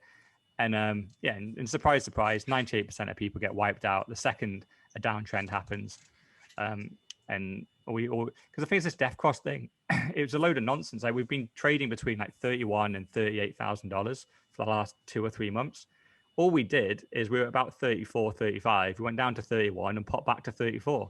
That was the death cross. That's happened like about 10 times over the last 2 months. There was no, and if anything, the only reason I think we dipped on that day was because so many traders saw the death cross happen and all sold. So it was like a self-fulfilling prophecy. And I think that's what a lot of these charts and a lot of these indicators are. Provided they got a big enough following and there's enough marketing behind what the indicator is saying, whether it's up, down, or sideways, like they almost make it happen because they are the market to a certain extent. And if enough of them follow it, then if they all say price is going down and a load of them sell, like the price does go down for a little bit, but they don't control like the entire market cap. They control like the fluffy top, like the top 10, 20% of Bitcoin's price is the traders. And we fluctuate behind that. But the final 80%, that's like us hodlers. Like, we're not budging. So the price hits that and they're like, oh, fuck, no more sellers. And then everyone goes, oh, cheap Bitcoin. And back up we go. And we leave the traders behind because people like Sailor come in and buy up another 500 million of it. And all the traders are left wrecked down the bottom. Do you think if we were to see profits or the price to skyrocket again, because I've heard people say to me, oh, I'm going to sell at the top, then watch it dip, and then, like double my Bitcoin next time. I'm like, yeah, that's a great strategy, but how will you be able to predict that it will come back again or dip again? So because where's the top and where's the bottom? Yeah, as opposed to hodling, by the way. Well, what's I think is interesting is, like, I think we're establishing a bottom, aren't we? Like in Bitcoin, it could be around the 20 grand where you have got the hodlers, where they're just like, I'm not selling. So, we haven't seen it go below that. We have had 2 dips which have gone down to it, but then bounced back up as no more people have sold. So I think we may have established a bit of a bottom, but that's going to be a moving target. So you've got people will buy more Bitcoin as it gets down to that amount, so the hodl amount increases. Then also people may experience life events such as an illness in America where we got to pay for it, maybe a house or whatever. So it's very hard to work out. It's really just an assumption, no matter what way. Yeah, it's super easy to look at the charts and look at the last cycle and go, oh yeah, I'd have sold at 20,000 and then I'd have bought back in at 3. I've 7x my Bitcoin, and then I'd have sold at 65k, and then I'll buy it down back again at 30. You're like, yeah, well done. You have 10x more Bitcoin than you would have had to start with if you had done those trades. The odds on you doing those trades is so close to 0. Like, on the way up in the first cycle, when we went from 1 to 20, you would probably sold at 3 and gone, oh, it's coming back down to 1 soon. And then it'd be 10. Then if you'd have YOLO'd in at 10 or 15 or 20, then we would have come back down and you'd have got wrecked. It's just like, literally, like, people love buying as it goes up and then selling when it comes down. They don't do the opposite. They don't sell on the way up. At 20k, everyone was talking about 100. There wasn't a single trader out there that was saying that was the top. And so no one knows what the top is this time. No one knows what the bottom is. No one knows what we're going to do next week or next month or next year. It's all just guessing. We're just assuming that adoption is going to happen. And yeah, the only safe trade is to buy and hold. And yeah, over the long term, we're going to trend upwards. But all these traders, they have paid groups. They try and pretend they know what they're doing. And they throw out so many predictions that eventually someone gets one right, and then they get a following and they make some money. But oh man, you only have to look at the stats. This is the whole thing. Like, don't trust, verify. Have a look at the stats on any trading platform. They publish them. 98% of traders lose money.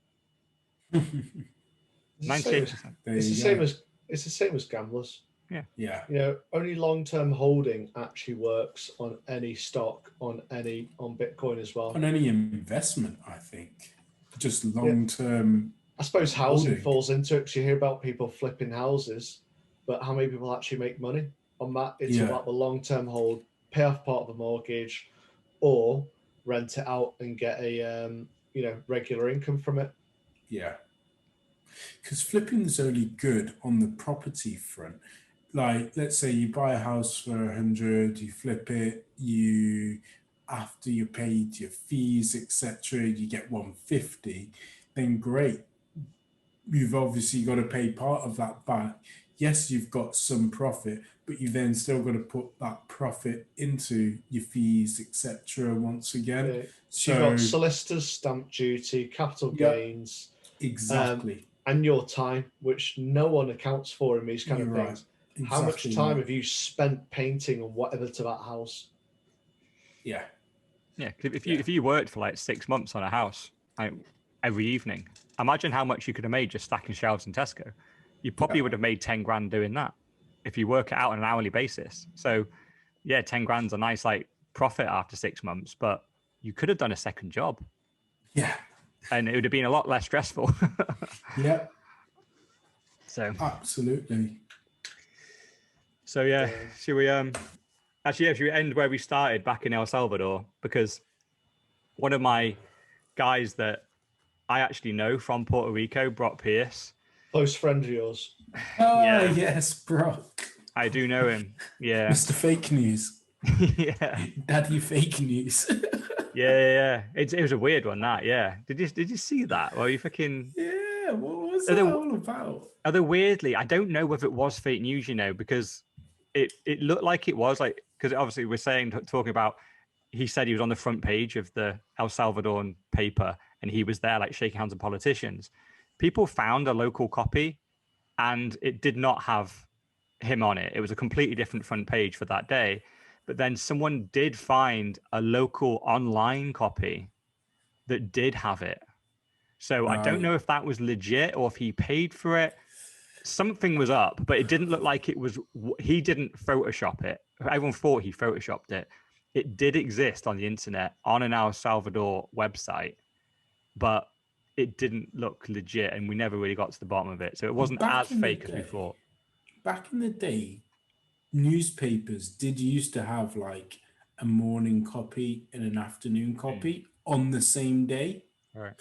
Because I remember, because I was a paper boy, and so the Evening Telegraph from the city that I was from used to do exactly that: an early print and a late afternoon print, and obviously you'd see different front page because news had evolved. Could have been something as simple as that, and obviously you can do that in super easy format from a digital perspective. Yeah, exactly. Yeah, you just rotate it because obviously, like a lot of like websites now that are newspapers don't have a front page. It's just constantly, like, it's just whatever's the story is right now. It's constantly fluctuating, isn't it? It's real time news as opposed to this is today's. Yeah. So I think that might be actually what went wrong. But the thing is, like, the local paper that got handed out, the physical one, that did not have his face on it. That had a different version. So I think they may have had an online version that he shared, and he pretended that was the paper copy, but that wasn't. that maybe was on the website for like an hour, and then it got rotated around. But what he was trying to shill is the fact that he'd had a big meeting with the whole like government of El Salvador, and he's talking about shitcoins. He's Mr. Blockchain, Mr. EOS. He was a founder of that coin that raised 4 billion, and he was in there talking about blockchain. Yeah, great, they got Bitcoin, but you need all these other coins for all these other uses that you're going to have. And well, actually, if you've listened to the Jack Mallers interview with Peter McCormack, he said he got a text from one of the politicians in that meeting, didn't he? And he went, Brock came here asking for a load of stuff.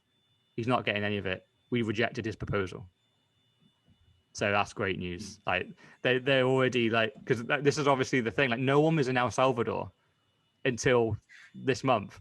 Bitcoin gets past the legal tender, and the shit coins around them like flies around shit, trying to sell them and trying to get another one of their coins endorsed. I don't understand what you would need anything for.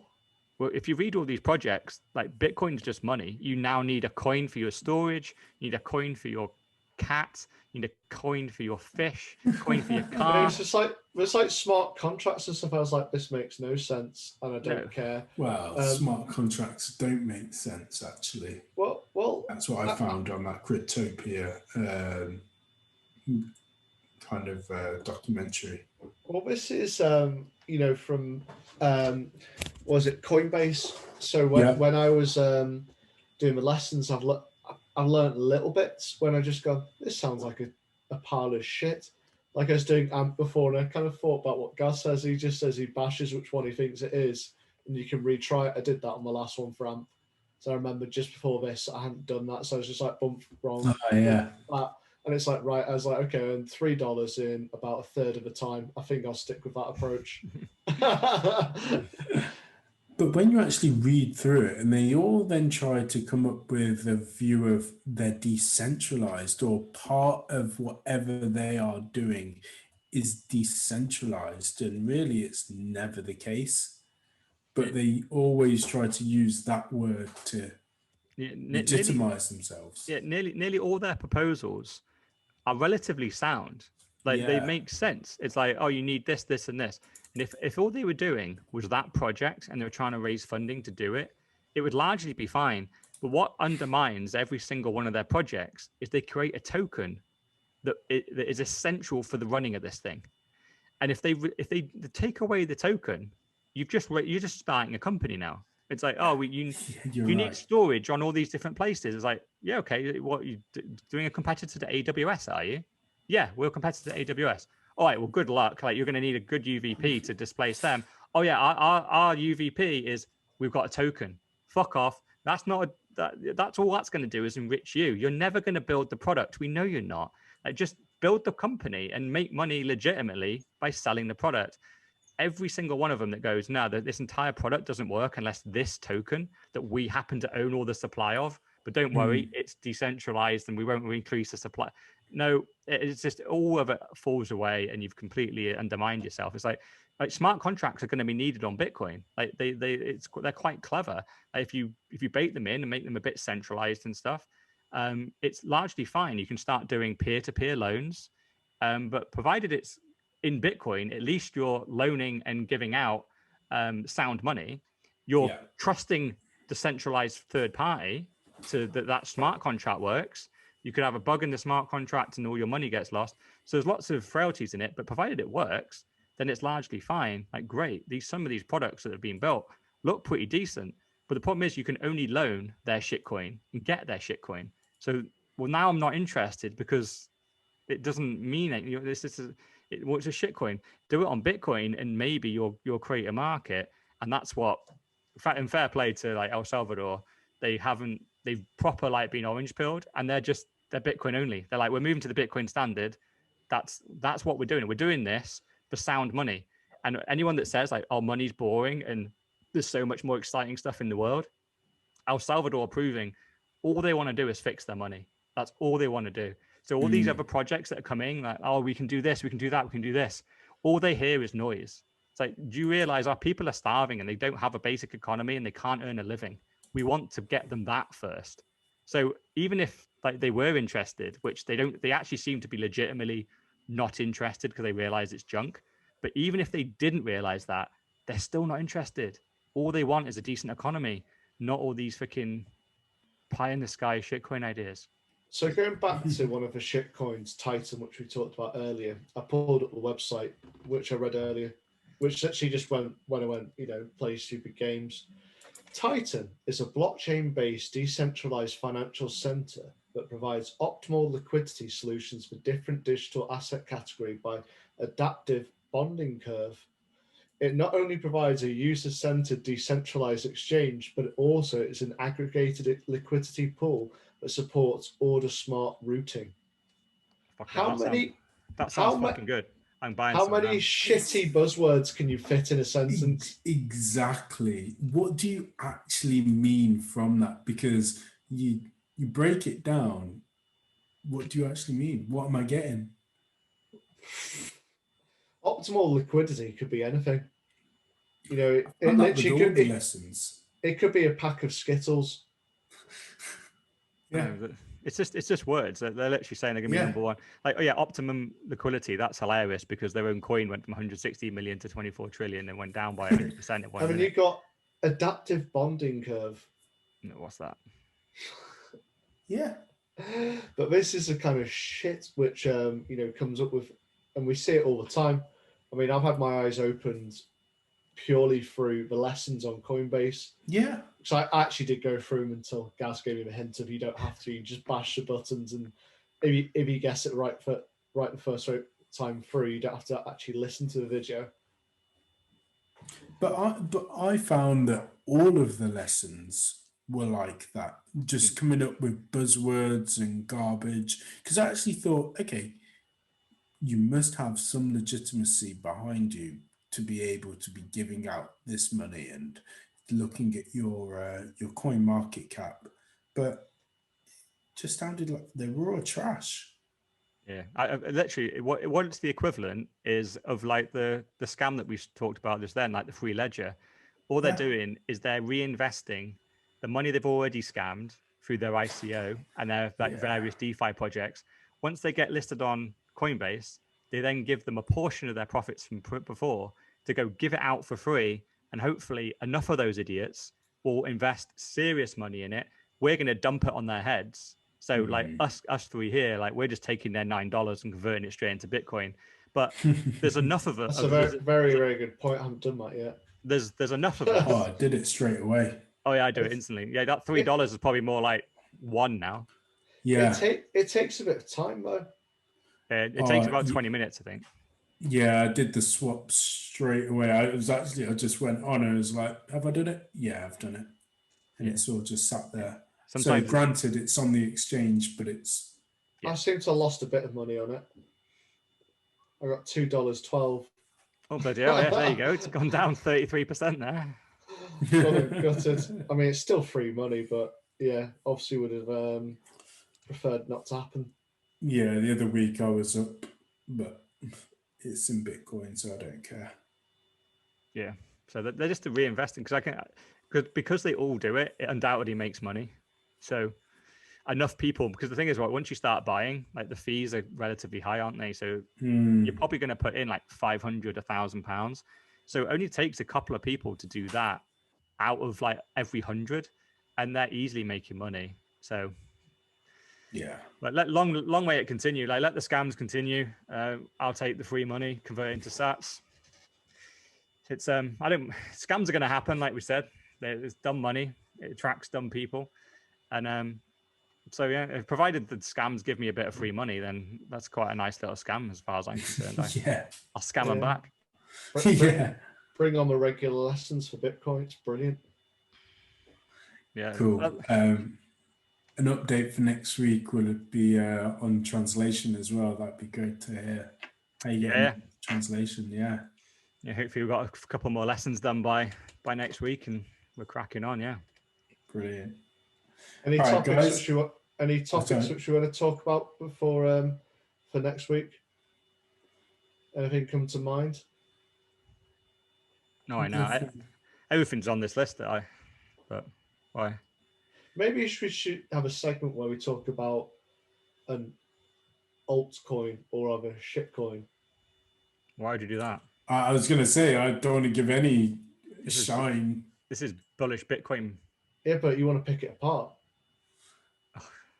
It's the same thing over and over. Yeah, exactly. Yeah, it's picked itself apart from just existing.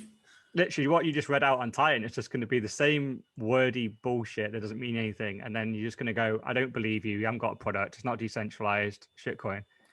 I might as well record that statement and just play it every week. Yeah. Yeah.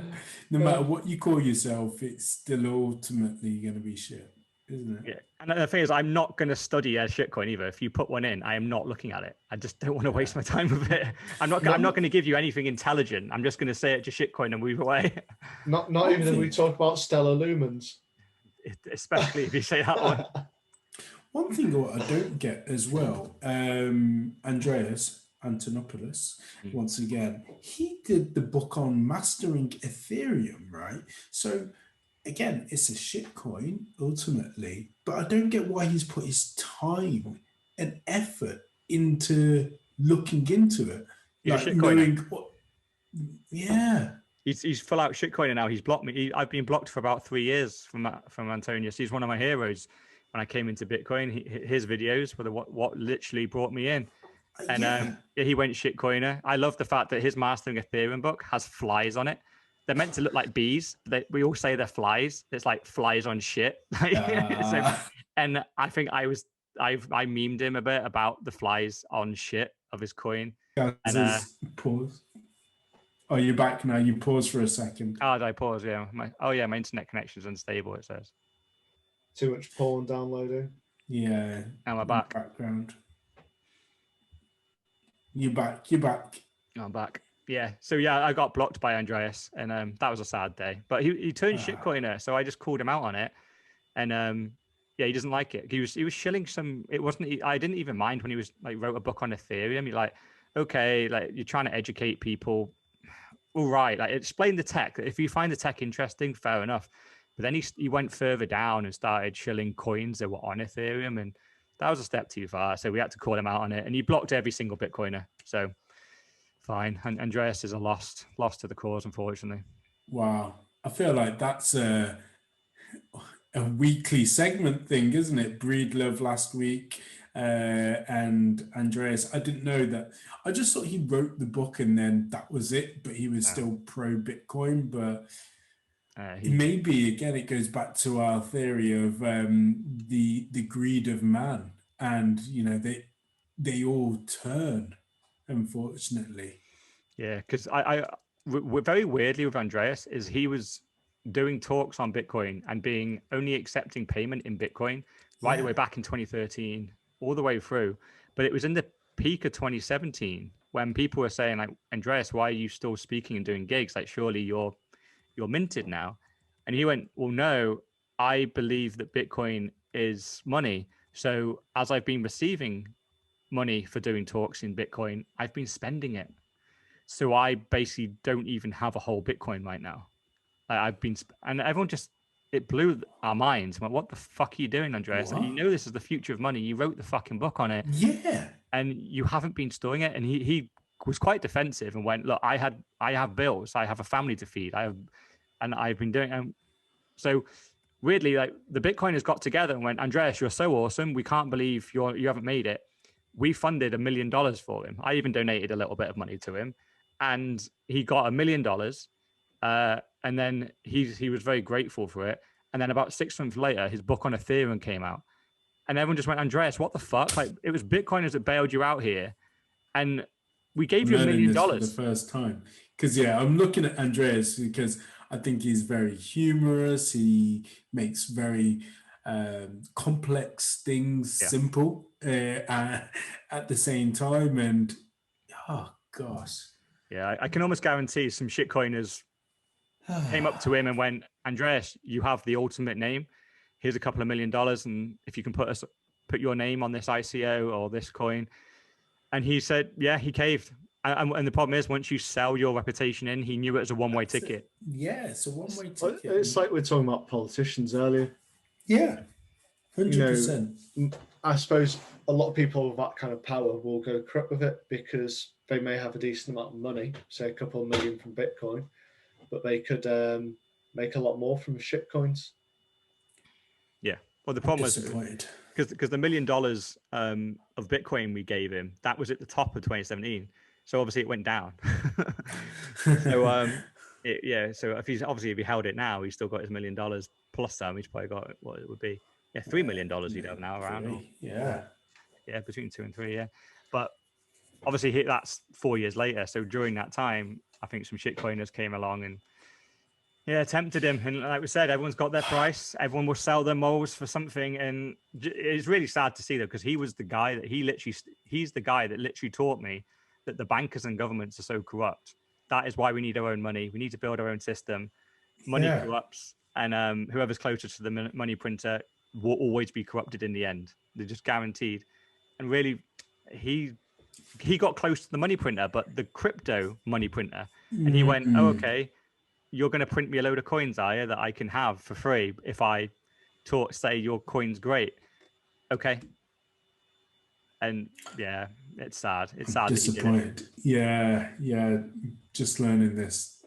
Yeah, it's why if you look at Andreas's content around Bitcoin, he's barely talked about Bitcoin for 3 years. He's disappeared since then. He only talks about shitcoins. Right. So his original stuff where he talked about it then in regards to, how bad the money printer is that like a YouTube video or podcast? It'd be interesting to look at the link, the original stuff, because I only kind of like come across his name lately. So it'd be good to see his original stuff. So it might be worth dropping it into the group. Yeah, I'll drop it in the group, mate. Honestly, it was like the talk was amazing, and there was only a couple of maybe 20, 30 people in the audience back in 2016 or something like that, the one that I was watching. Our problem is now there's a lot more people now what you've got, and so we don't have that exclusivity. But never mind, we're on a different phase. We're going to see country levels revolutions. We're going to have to get used to having 15 to 20,000 people at an event, and it's literally only a year ago there was 500 people at an event. That was busy. That was one of the biggest events we'd ever had, was 500 people. A year later, 15,000, one room. It's just totally nuts. We had YouTubers and Floyd Mayweather on stage. Like, you wouldn't see Floyd Mayweather at a Bitcoin event like a year ago. Like, he was shilling shit though. Of course he was. He's only doing it for the money and shilling. What was it, Floyd Mayweather coin or whatever it was? Like, when you become an international name for your Bitcoin lessons in El Salvador, Argentina, Venezuela, and Pakistan, we have to start organising the Northwest UK event. I'll be shilling gas coin by then. Sell the soul. Yeah, that's when we know he's changed. When you're up to your big name, then we'll have to organise an event in Northwest where you can get your 20,000 people in. Yeah, man. Yeah, we need some good UK events. There aren't really any decent Bitcoin events in the UK, so yeah, who knows? Maybe we'll start one. Maybe this podcast will be the start of it. We can do a live episode. Do we just have like an empty seat for Mark? but Mark's over there, he's not allowed to join in. He can watch, which is what he does usually, but he's not allowed in. He can be in the crowd of his missus.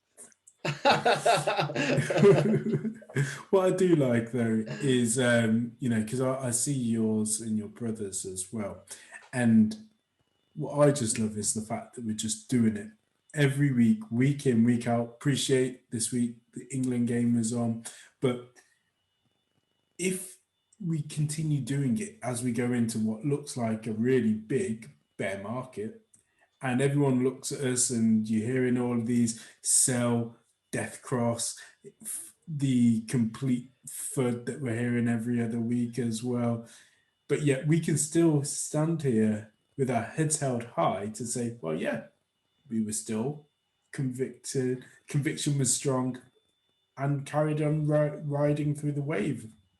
That's what I'd love. No wobble about buying Polkadot then? Yeah, no wobble. No wobble. Yeah, man. Yeah, I think this is episode number 10, isn't it? And 10 weeks out of 10, we haven't missed a single week. So exactly. Let's try and keep it going. Keep going. Cool. Huddle strong.